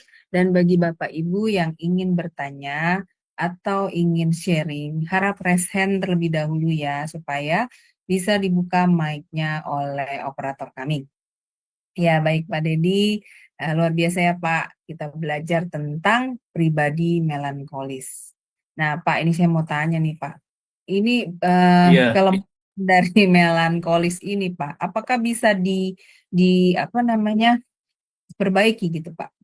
Seperti overthinkingnya, terus sulit mengambil keputusannya, dan sifat iya, perfeksion. betul. Apakah bisa diperbaiki atau dirubah gitu Pak? Ya, silakan Pak. Ya, makasih. Ini pertanyaan yang bagus sekali ya, Bu Aling. Terima kasih.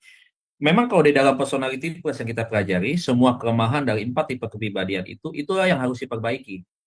Jadi itulah yang harus kita support supaya mereka ada satu perubahan yang baik. Nah, memang reaksinya nggak bisa seperti yang kita harapkan dengan instan begitu ya, nggak bisa. Dan kita harus mengikuti, ibarat orang main layangan itu kapan waktunya kita ngurus layangannya itu semakin tinggi benangnya, atau kita tahan kapan begitu ya, atau kita kendalikan ke kiri dan ke kanan begitu kan, kalau main layangan kan ngikutin arah angin begitu. Nah, sama seperti itu. Jadi ada trik-trik khusus bagaimana caranya kelemahannya dia itu yang bukan kita serang, tetapi kita arahkan dia untuk dia bisa menerima, kemudian dia mencoba untuk memperbaiki, begitu. Nah, tentunya kan setiap manusia, enggak itu sanguin, kolerik, pragmatik, maupun melankolis, itu kan semua kan juga kita tegur secara langsung kan mereka menerima, begitu ya. Harus ada trik khusus yang kita pakai dengan mereka, cara bicaranya, cara kapan waktunya kita bukan menghakimi, tetapi kan memberikan sebuah gambaran, membuktikan, atau memberikan sebuah pandangan, bagaimana kalau ada orang yang seperti ini menurut kamu bagaimana? Padahal itu mengarah kepada diri dia sendiri. Gitu. Nah, itu pada akhirnya membuat dia sadar dan pada akhirnya memang biasanya gini, ada orang tunggu case dulu. Ada case, ada kasus ya, dari orang melankolis misalkan karena dia perfeksionis. Anak buahnya berhenti terus begitu. Nah, kita sebagai atasan daripada bawahan kita nih, misalkan kita general manager, ini manajernya gitu ya. Maka kita sebagai general manager, kita kan udah tahu anak buahnya tuh seringkali cerita begini, begini, begini. Nah, tapi kan dia juga kan tidak salah begitu. Kenapa? Karena di satu sisi dia juga bagus di dalam bekerja, prestasinya ada. General manager kan tidak mungkin dia memecat si ini mempertahankan yang sanguin anak buahnya, nggak mungkin. Tetapi bagaimana caranya dia supaya kebagusnya kerjanya dia, hasil prestasinya ini tetap berguna bagi perusahaan, tetapi kekurangan itu bisa diperbaiki sehingga membuat tim kerjanya bawahannya bisa optimal. Nah, itu kelemahannya Bu yang harus diperbaiki dan itu yang harus dimotivasi, diarahkan, kemudian dibukakan pikirannya supaya dia mau bisa menerima. Saya juga awalnya nggak bisa Bu dengan istri. Melankolisnya, buset perfeksionisnya. Kita ngambil gelas, Bu, taruh di meja. Ya, harus gelas tuh harus di meja. Ya, jangan sampai di pinggir tempat tidur. Lah saya Bu kadang-kadang nonton YouTube, nonton apa, tiduran tempat tidur. Itu gelas ada di bawah tempat tidur. Nah, begitu dia keluar, dia lihat ada gelas itu, langsung dia tegur. Begitu. Dia langsung ngomong aja karena orang melankolis itu tuh the point, dia nggak simpan-simpan itu. Kalau sesuatu yang dia buat nggak nyaman, dia tegur ngomong begitu. Nah, awalnya dulu saya juga nggak mau begitu kan, saya gengsi, gue laki. Apa salahnya gue taruh di itu, airnya nggak tumpah. Menurut saya begitu kan. Tapi lama-lama saya pikir benar begitu. Lama-lama karena kita gaul ya dan semakin dekat, apalagi dengan istri kan, kita punya hubungan dekat gitu ya. setiap hari kita suka ngamatin begitu ya. Oh, kita jadi ngerti. Nah, setelah studi di biblical counseling ini, saya pelajari tentang kepribadian manusia, ternyata oh iya, yang ternyata sebenarnya manusia itu tidak harus ada konflik, Bu. Tidak harus kita gontok-gontokan begitu. Yang penting kita saling menyadari kelemahan kita masing-masing. Nah, kita lakukan seperti apa yang memang diharapkan oleh satu pihak. Dalam hal ini sih saya. Dia tidak mau gelas ada di bawah. Kenapa? Ternyata dia bilang kendang, kelupaan, atau nanti kalau apa kan jadi basah, jadi kotor. Kamu harus ngerjain. Kadang-kadang kamu nggak kerjain, aku yang harus kerjain. Saya pikir benar juga begitu. Nah, apa salahnya ketika kamu taruh di meja? Dari tempat tidur kan cuma 2 meter ke meja. Di situ tempat minum. Boleh ditaruh di situ. 3 bangun, jalan ke meja, 2 langkah, minum. Taruh lagi di meja gitu. Nah, itu dia, seperti itu. Nah, akhirnya saya sadar begitu. Nah, sekarang saya mengikuti pelan-pelan. Nah, itu kan berarti saya bisa mengubah kelemahan saya menjadi sesuatu yang ada perubahan semakin baik begitu. Tapi kadang-kadang kalau lagi sibuk juga saya suka tradernya juga muncul lagi, Bu, gitu. Tapi dia juga menyadari. Kenapa? Karena ada niat usaha saya untuk memperbaiki dan ada kelihatan, ada baiknya, ada perubahan. Jadi dia bisa memaklumi begitu. Nah, itu dia. Makanya kita nggak ada gontok-gontokan begitu. Nah, Pak Jadi itu, Deddy, Bu. iya betul. Yang bermasalah ini jika pasangan yang yang satu melankolis, tapi yang satu ini eh, tidak pernah mau mengerti gitu loh kalau istrinya ini senang kerapian atau gimana. Nah, Iya, dan ya itu yang paling repot ya Pak Deddy. Dan akhirnya nanti ujung-ujungnya sang suami akan bilang istriku bawel sekali gitu. Segala hal oh yang iya, aja itu. itu harus diributkan. Maksudnya seperti kayak eh, cari ribut gitu untuk hal-hal yang Iya, seperti itu. iya. Nah, ini Pak Deddy ini yang susah seperti hal-hal seperti ini. Padahal kalau kita sekarang Eh, belajar dari materi malam ini ya, memang itu kepribadian dari seorang melankolis ya Pak ya. Jadi eh, iya, biar betul. bagaimanapun untuk dipaksa dia berubah jadi selebor itu nggak mungkin juga ya Pak Deddy. Benar nggak Pak? Nah, Nggak begitu bisa, juga ya. dan begitu juga suaminya jika pasangannya itu juga emang orangnya selebor disuruh rapi juga nggak Heeh. bisa ya Pak Deddy betul ya. Susah, iya susah. Hmm. Mungkin untuk momen-momen tertentu bisa untuk rapi, tapi setelah itu dia akan kembali ya dengan pakaian seperti itu. Saya gitu, tuh anak Ya. saya juga selebor dong pakai baju. Kadang-kadang pakai kaos yang udah robek belakangnya. Kadang-kadang suka malu begitu kan. Nah mamanya kan melankoli begitu kan, Iya, ditegur langsung anaknya. Nah langsung dah tuh. Nah saya kan tipenya sama dengan saya kan, lebih kesanguinnya kuat gitu. Jadi ya itu tadi, ya asal dia pakai baju aja begitu. Dia nggak mau tahu begitu acaranya kumpul dengan teman-teman yang baru kenal misalkan kayak gitu kan. Istri saya kan nggak mau pakai dandanan selebgram. Pertama kita nggak menghormatin orang lain. Yang kedua kan kita harus tampil rapi, itu kan menciptakan sebuah pemandangan yang enak dilihat oleh orang. Ya itu kan melankoli kan estetikanya tinggi. Begitu. iya, Jadi ya dia nggak mau seperti itu karena itu otomatis akan mengarah kepada dia. Akan ada tuduhan, serangan, dan ketidaksukaan orang atau penilaian negatif orang kepada dia. Karena iya, dia punya sifat bawel. perfeksionis. Iya, makanya dia akan bawel. Memang orang melankolis akan bawel seperti itu. Nah, tapi kalau dia orang melankolis, kalau dia misalkan marahin suami, dia bisa bentak suami. Tapi kalau suami balik bentak dia, langsung dia nangis. Iya betul. Begitu. Baper, Langsung dia nangis. karena dia baper ya Pak Baper. ya. Bawa Langsung perasaan dia betul bilang, kan. "Mm-mm." Ya dan Dia bilang. kalau dilihat Dan dia dari bisa berdalih tuh, dia bisa berdalih. Memang aku suaranya begini, agak tinggi begitu. Padahal suami udah bentak-bentak itu sampai gebrak-gebrak meja misalkan begitu. Nangis dia gitu. Nah, ini. kadang-kadang kan kita jadi sedih sendiri kan. Jadi perasaan suami jadi malu sendiri kan. Rasa juga jadi sedih kan. Membuat istrinya jadi nangis. Kok suaminya otaknya waras ya. Ya kalau Dia pasti merasa kalau nggak nyaman, artinya nggak nyaman. Udah bikin ya, nangis istrinya gitu kan. Mungkin dia akan berpikir, kenapa gue bodoh ya gue ladenin ya kayak begitu ya. Nah, tapi kalau orang yang udah tahu nggak mungkin dia balas. Nggak mungkin. Kalau saya kan 3 tahun pun nggak mungkin dia balas. Ya memang dia udah begitu, iya, gimana begitu. Iya, iya. ya itulah. Nah, Kadang-kadang belajarlah kita ya menerima. Nah, betul. Kadang dari Pak Deddy, pelajaran personality ini kita belajar, Bu, belajar untuk menerima kelebihan dan kekurangan orang lain. Itu tujuannya. Kan sama seperti Tuhan dia. Kan kita nggak ada yang sempurna.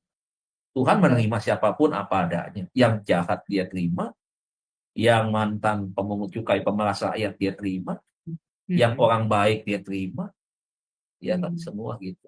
Ya Bu, tadi kenapa Bu? Maaf tadi saya agak Iya. potong karena saya takut lupa tadi. Nggak apa-apa.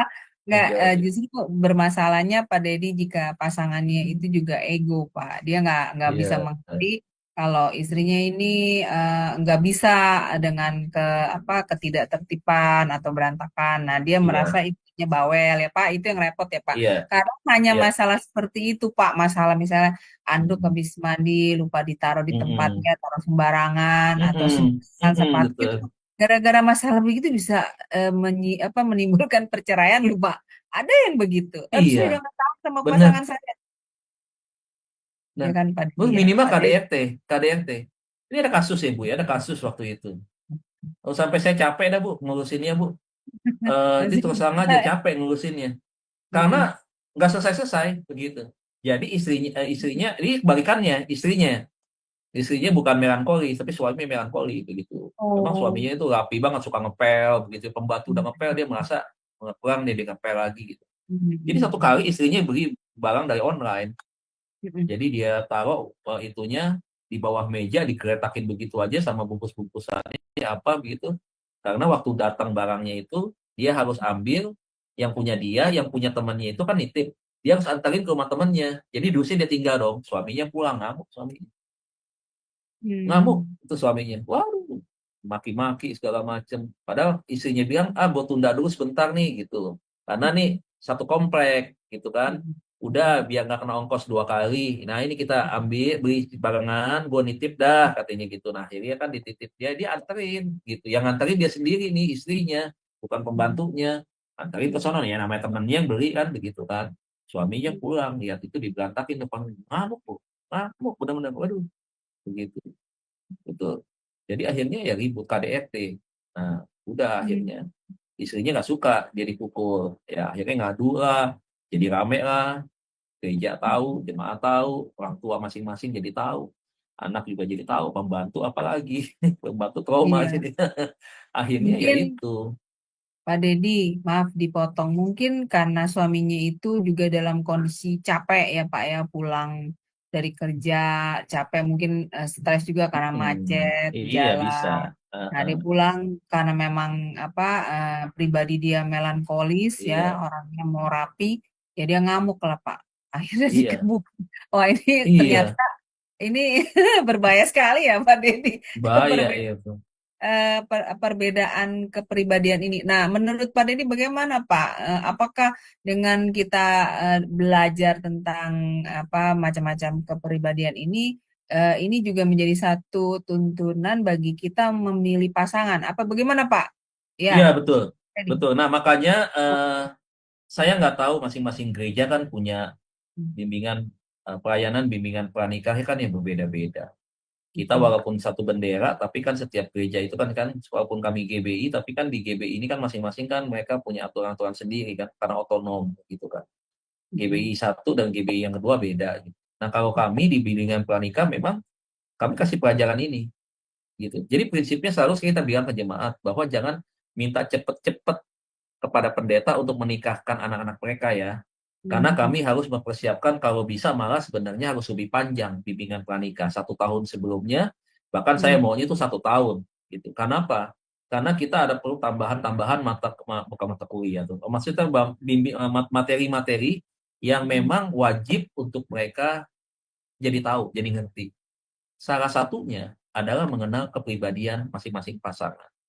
Iya, Kemudian betul. resiko-resikonya, kemudian Oh, bagaimana cara mengatasinya. Itu kan di awal kita kasih tahu.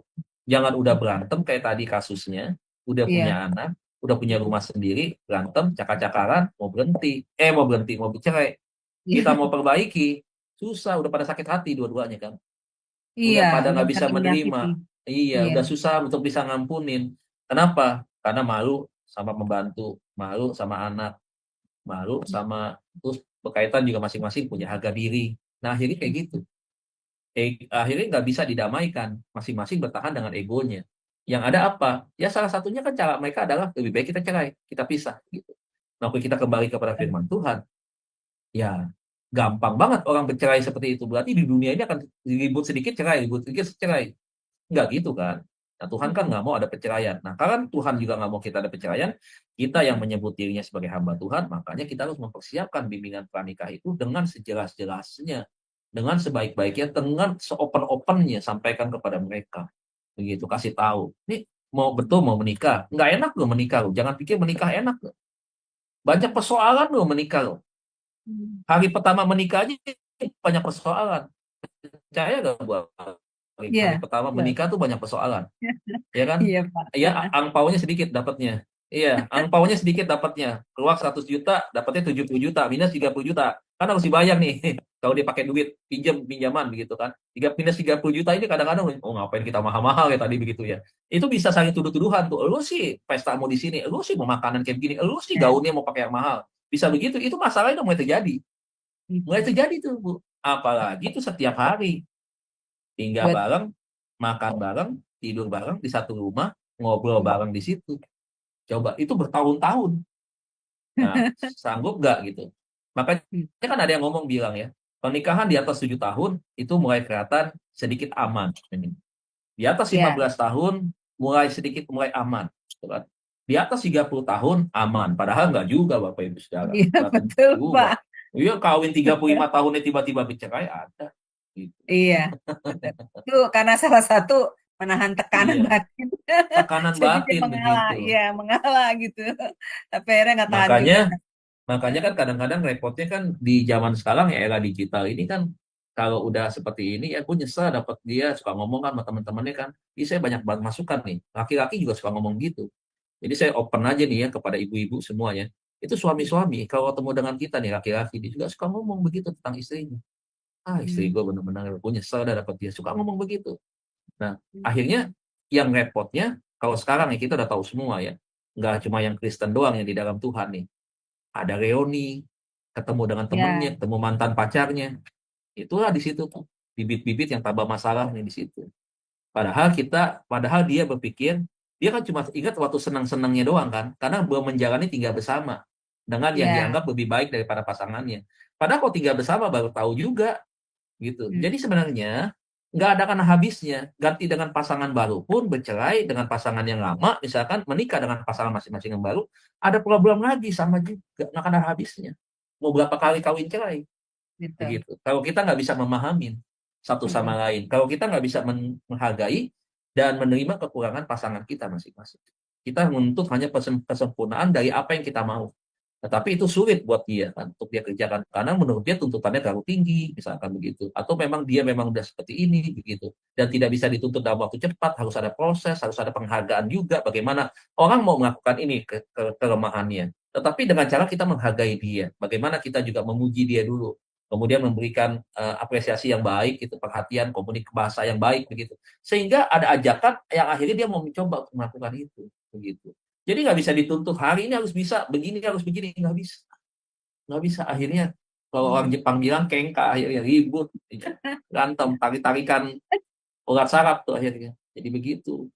Nah, Pak Nah, akhirnya Deddy, konflik. itu karena sifat perfeksionis dari orang melankolis kan, jadi dia Iya, begitu. Nah, ini kita bicara tentang pasangan. Nah, sekarang kalau kita bicara tentang pimpinan, nah ini repot ya Pak. iya, iya, Nah, seorang pimpinan yang melankolis itu kan pasti perfect ya maunya. iya Nah, betul. dia pasti tidak bisa menerima kan Pak, misalnya anak buahnya tidak bisa melakukan pekerjaan dengan baik atau apa ada maksudnya kekurangan-kekurangan. Nah, ini akhirnya kan ujungnya ini kan anak buah akan merasa tertekan atau merasa tidak dianggap gitu ya Pak Deddy. Nah, ini bagaimana Pak Iya, kalau untuk iya. seorang pemimpin atau Iya, ya atasan kita yang seperti itu? Iya. kalau dia dari Menyikapi posisi kita gimana iya, Pak? Iya. kalau dia dari posisi atasan, kan tadi kan saya bilang, orang melankolis, dia adalah pemerhati. Dia adalah orang yang suka Hmm. memperhatikan, ya, suka mengobservasi perilaku orang, anak buahnya dan seterusnya. Seharusnya kalau dia sebagai perfeksionis, dia punya tuntutan terlalu tinggi, maka posisinya dia adalah sebagai pemimpin, dia turunkan standar perfeksionisnya itu kepada anak buahnya. Dia harus menurunkan itu supaya anak buahnya bisa mengikuti. Kalau dia pasang standar terlalu tinggi, repot, Hmm. repot, nggak bisa. Karena batas kemampuannya dia merasa ya mungkin levelnya di level 2, bukan di level 4. Nah, makanya kita sebagai pemimpin boleh saja pasang level 4, tapi minimalnya ada berapa, begitu. Jadi jangan paksakan harus harga mati level 4, tapi harus turun. Harus ada standarnya. Berapa paling rendahnya? Level 2 misalkan, tengah-tengah. Nah, itu udah bagus daripada level 1 kan. Nah, begitu. Nah, terutama memang yang biasanya narik urat itu manajer penjualan ya. Kan mereka bekerja dengan target. Begitu Iya, tuh. betul. Nah, anak Iya. buah dia dikasih target dari direktur penjualan misalkan. 1 bulan ini harus capai target, Desember ini misalkan akhir tahun, kalau mau dapat bonus gaji ke-13, harus omset penjualan 1 M misalkan begitu ya.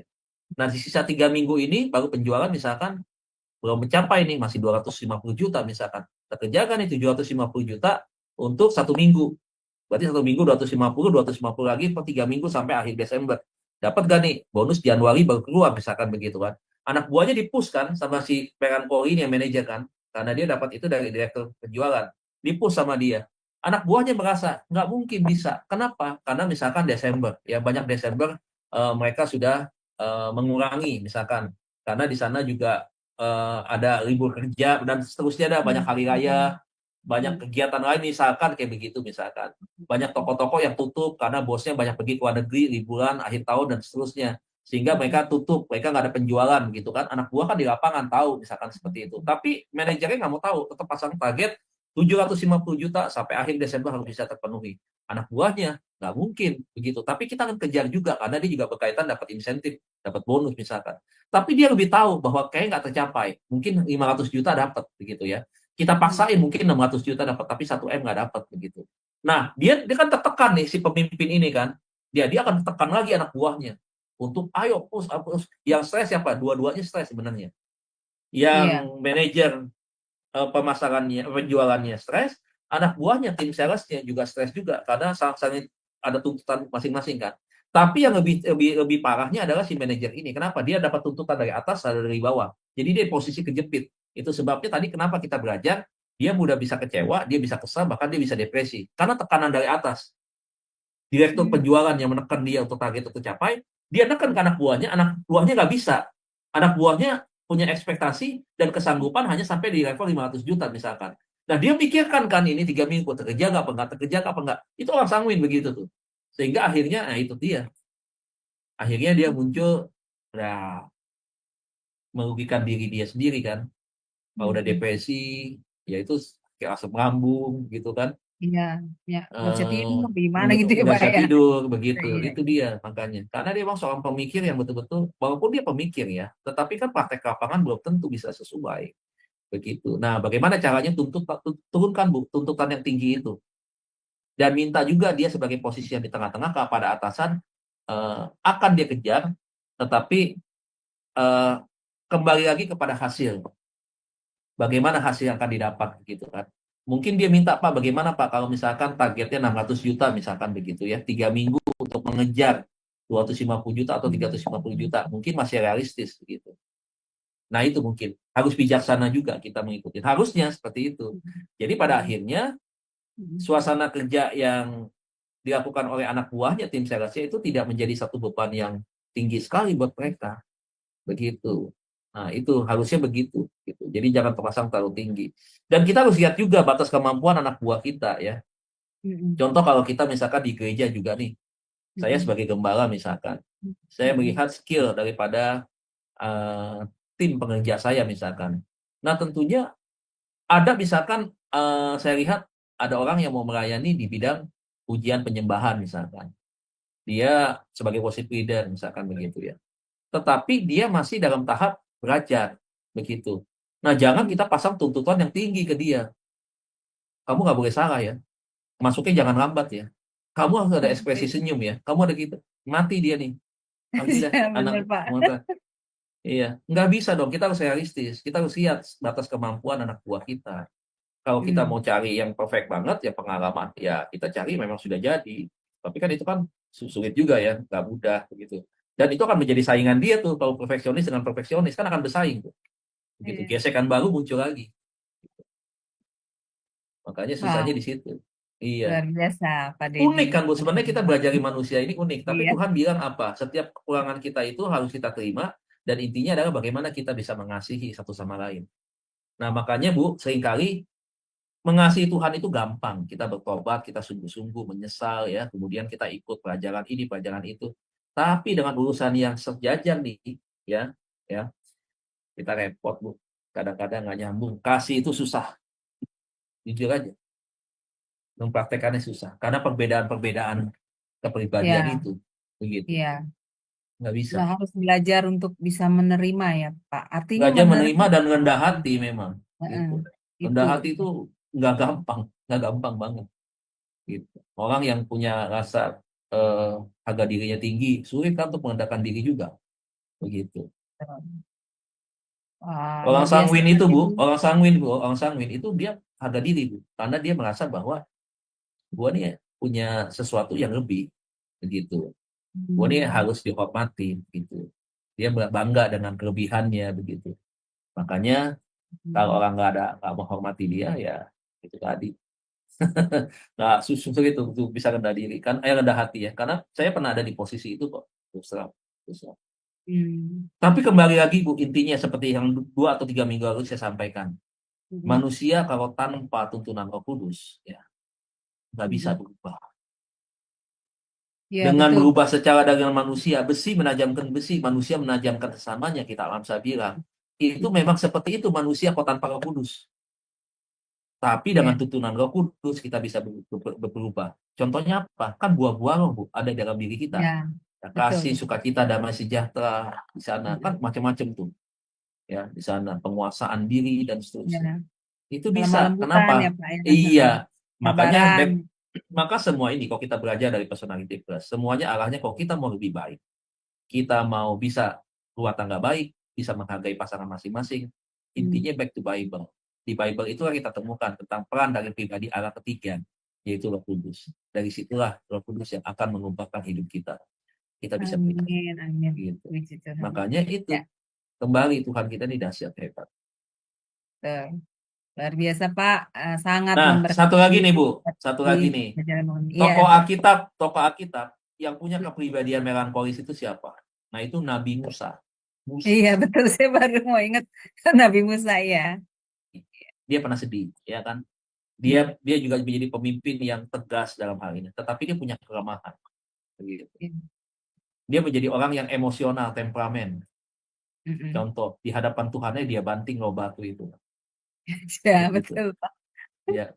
Ya, Nggak ada yang berani loh banting itu depan Tuhan. Dia dibanting itu depan Tuhan itu. Karena dia betul. kecewa kan. Depresi tinggi itu.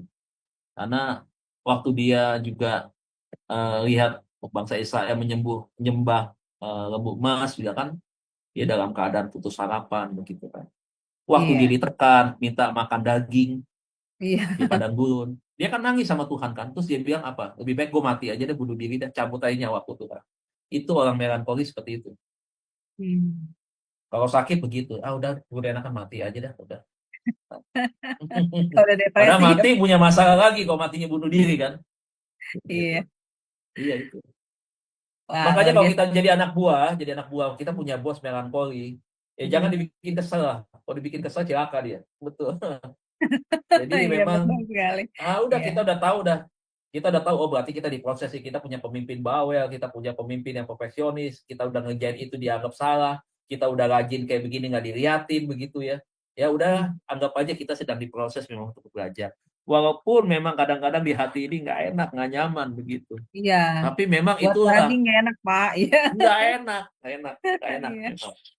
Tapi pada Betul. intinya kan juga tidak merugikan dua-duanya. Karena kalau misalkan kita lawan ya, pemimpin yang modelnya seperti Iya itu, juga nggak kita ini ya. sendiri juga rugi kan. Gitu. Betul. Makanya Tuhan bilang jangan balas kejahatan dengan kejahatan, balaslah kebaikan dengan kebaikan.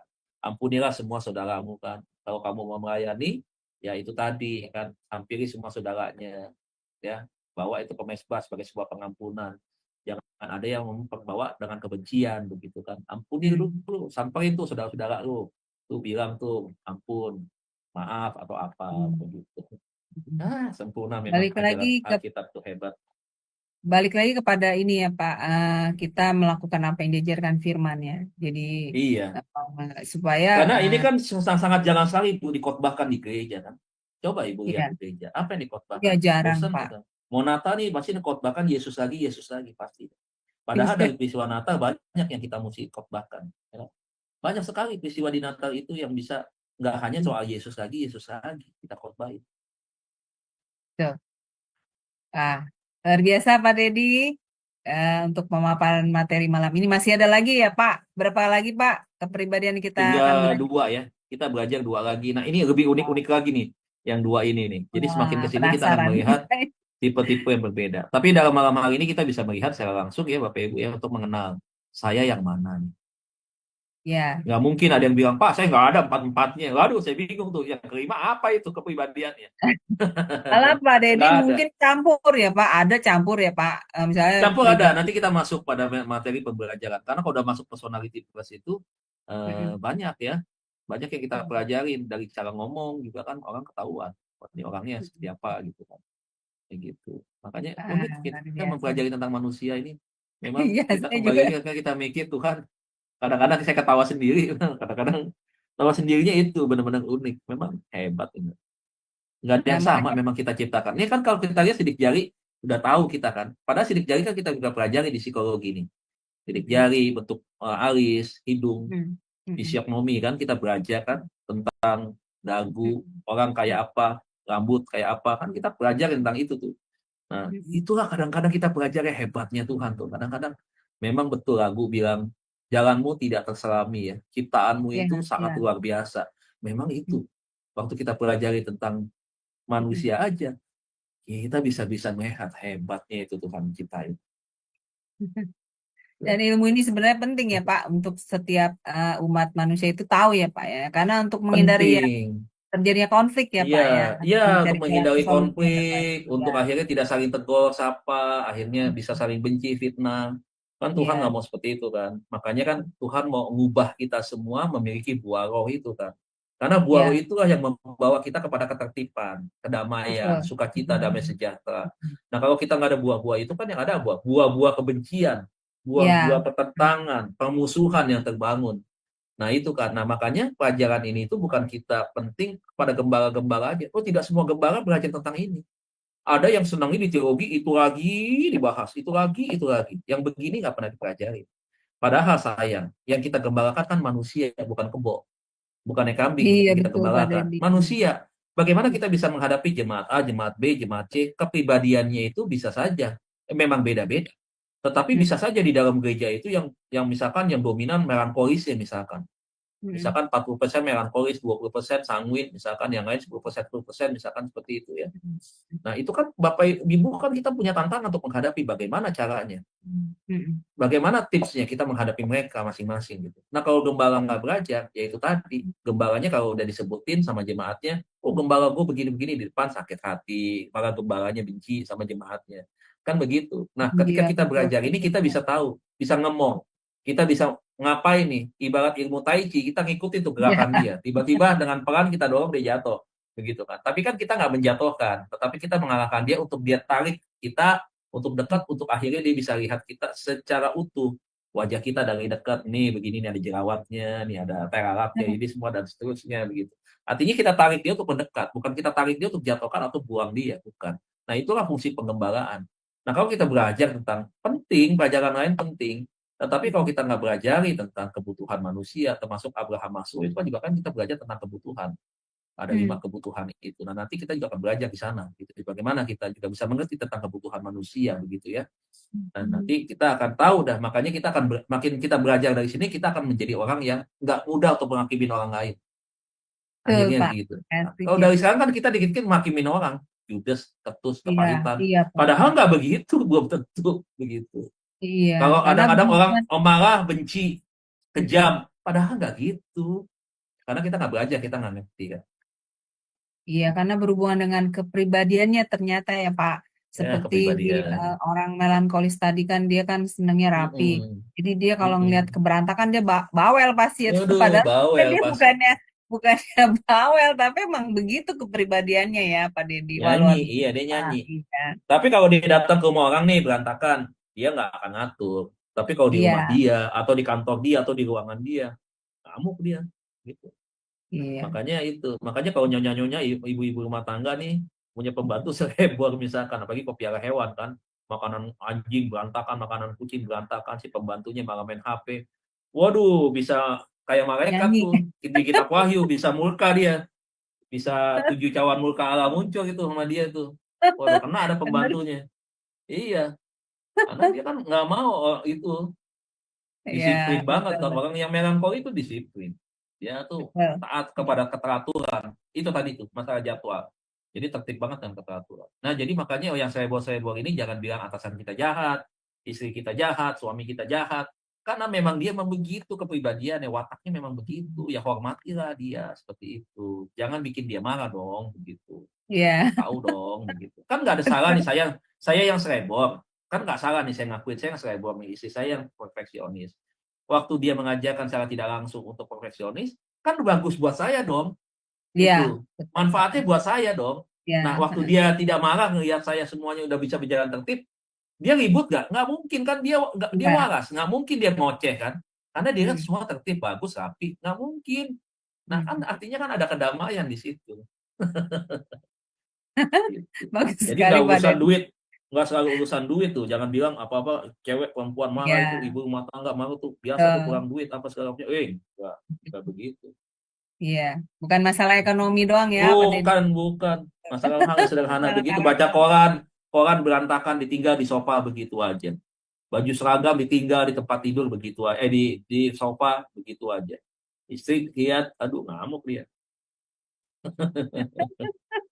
Nah, Pak, itu luar itu biasa Pak mereka. Dedi. Terima kasih untuk Iya, pengajarannya malam ini ya Pak. Sangat memberkati kami semua. Dan ini juga bagus ya kita pelajari ya Bapak Ibu. Jadi kita tahu bagaimana kita jika menghadapi atasan kita atau pemimpin kita di komunitas rohani atau dengan pasangan kita, dengan saudara kita ya Pak Dedi ya, dengan teman-teman betul. kita. Jadi kita bisa mengerti ya Bapak Ibu. Jadi kita Mm-mm. tidak mengejas orang secara langsung sejak kita belajar ini. Jadi kita belajar untuk oh iya memang orangnya seperti itu gitu. Nah, kita bisa berpikir ke arah yang lebih positif jadinya ya Pak. Belajar juga kita untuk memahami orang lain dan untuk mau berubah ya dari diri kita sendiri juga hal-hal yang buruk yang memang sebenarnya tidak baik buat kita dengan ada teman-teman yang seperti itu kan sama aja membantu kita untuk menjadi lebih baik. Seperti itu ya Pak Dedi. Seharusnya Betul, berpikirnya betul. seperti itu. Ya baik, terima Iya. kasih Pak Dedi untuk pelayanannya yang luar biasa bagi kami semua, sangat memberkati. Tanpa terasa pelajaran kita sudah hampir berlangsung 2 jam ya Pak. Kita bisa akhiri kelas pembelajaran kita. Pak Dedi bisa tutup kelas kita dengan closing statement-nya. Kalau masih ada yang Pak Dedi mau sampaikan, lalu pimpin doa berkat bagi kami semua. Itu silakan. Iya, closing statement saya adalah mari kita saling menghargai satu sama lain dan kita menerima setiap kelebihan dan kekurangan, tetapi kita juga harus menyadari bahwa setiap kita walaupun kita punya kelebihan dan kekurangan, kita punya satu tujuan. Tujuannya apa? Bagaimana kita bisa memuliakan Tuhan lewat hidup kita, baik di rumah tangga, pekerjaan, dan juga pelayanan. Itu yang menjadi closing statement. Mari kita berdoa. Sekali lagi terima kasih Bapak Ibu buat kehadiran Bapak Ibu dan juga saudara-saudara yang mungkin menonton menyaksikan lewat YouTube. Mohon maaf jika ada kekurangan dan waktu Bapak Ibu Saudara, mungkin dengan waktu kita bisa membangun komunikasi ya, bisa tanya-tanya lewat grup WA atau yang lainnya. Mari kita tundukkan kepala, kita mau mengucap syukur kepada Tuhan atas pimpinan penyertaan Tuhan selama kita ada dalam kasur belajar. Allah Bapa yang baik, Tuhan yang kami imani, Tuhan yang kami layani, Tuhan yang kami sembah di dalam nama Tuhan Yesus Kristus. Sungguh kau amat baik bagi kami. Terima kasih Tuhan untuk kelas waktu pembelajaran kami di Cahaya Firman. Hamba-hambamu yang hadir yang luar biasa Tuhan, mereka memberikan waktu untuk mereka terus belajar tentang kebenaran firman. Tuhan, hamba berdoa sebagai seorang hamba Tuhan untuk semua hamba-hambamu yang sedang belajar di Cahaya Firman, di Shema Adonai, SSOBC Tuhan, juga kau tolong berkati mereka Tuhan.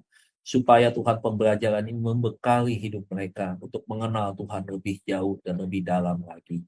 Sehingga mereka boleh menjadi pelaku firman Tuhan, mereka boleh hidup di dalam kebenaran-Mu Tuhan. Mereka boleh menjadi keluarga yang diberkati, saling mengasihi satu sama lain. Anak-anak mereka bagaikan permata Tuhan, yang punya masa depan yang terbaik, karena keluarga ini melayani dan percaya kepada Tuhan. Tuhan Yesus, terima kasih Tuhan. Hamba masih diberikan kesempatan untuk ada bersama dengan cahaya firman. Waktu terus berjalan Tuhan. Dan biarlah Tuhan, apapun yang sudah Tuhan percayakan kepada hamba, lewat cahaya firman ini ya Tuhan, boleh menjadi satu motivasi untuk tetap terus melayani dengan sungguh-sungguh Tuhan. Dan biarlah Tuhan, hamba juga berdoa, cahaya firman ini akan menjadi channel yang sangat mendekati bagi setiap orang Tuhan. Setiap kebutuhan-kebutuhan mereka dapat mereka temukan di dalam setiap kelas pembelajaran di cahaya firman. Baik renungan pagi maupun kelas-kelas serial pembelajaran di setiap mata pelajaran yang disampaikan oleh hamba-hamba Tuhan. Biarlah Tuhan, setiap jemaat, setiap orang percaya Tuhan, bahkan setiap orang awam Tuhan, boleh semakin mengenal tentang kebenaran Tuhan. Dan cahaya firman inilah ya Bapa yang akan menjadi berkat lebih luas lagi. Tuhan berkati Bu Heni, Tuhan berkati para donatur, Tuhan berkati Bu Alin, Tuhan berkati para pengurus yang bekerja di belakang layar. Tuhan berkati semua Tuhan yang hadir, yang menjadi member Tuhan. Tangan Tuhan terus menolong memberkati mereka. Mereka akan menjadi Tuhan berkat bagi sesama, dan mereka akan dipakai Tuhan untuk semakin hari pelayanan mereka menjadi pelayanan yang semakin berdampak luas. Terima kasih Tuhan buat malam hari ini. Materi pembelajaran tentang kepribadian Tuhan sudah masuk Tuhan untuk materi yang kedua, kami membahas tentang melankolis.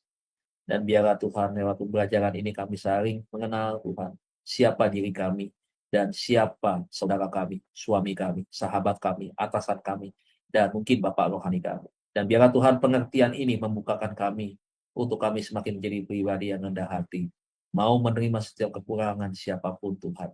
Dan pada intinya tidak ada halangan bagi kami untuk kami mengasihi satu sama lain.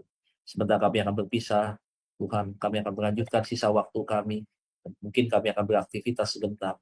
Tangan Tuhan melindungi, menjaga, menolong kami, memberkati kami untuk kami istirahat malam hari ini. Bangunkan kami besok pagi Tuhan, dengan tubuh yang sehat, kesegaran tubuh yang kuat yang datangnya daripada Tuhan, untuk kami memulai aktivitas kami, khususnya untuk kami pergi beribadah kepada Tuhan. Dan biarlah ibadah besok Tuhan menjadi ibadah yang memberkati hidup kami, memberkati keluarga kami, dan juga Tuhan menjadi berkat bagi gereja di mana kami hadir. Terima kasih Bapak. Kalau sebentar kami akan berpisah, kami rindu Tuhan untuk kami terima berkat daripada-Mu. Mari Bapak Ibu, hamba-hamba Tuhan yang dikasihi dan diberkati Tuhan. Angkat kedua tangan kita, buka hati kita, arahkan untuk terima berkat daripada Tuhan. Kekasih-kekasih Tuhan, bangunlah keintiman bersama dengan Tuhan. Renungkanlah firman Tuhan itu siang dan malam. Berjalanlah di dalam jalan Tuhan. Jangan menyimpang ke kanan dan ke kiri. Bangunlah terus persaudaraan di dalam kasih dengan semua orang, bukan hanya dengan saudara seiman, karena itulah yang dikehendaki oleh Tuhan.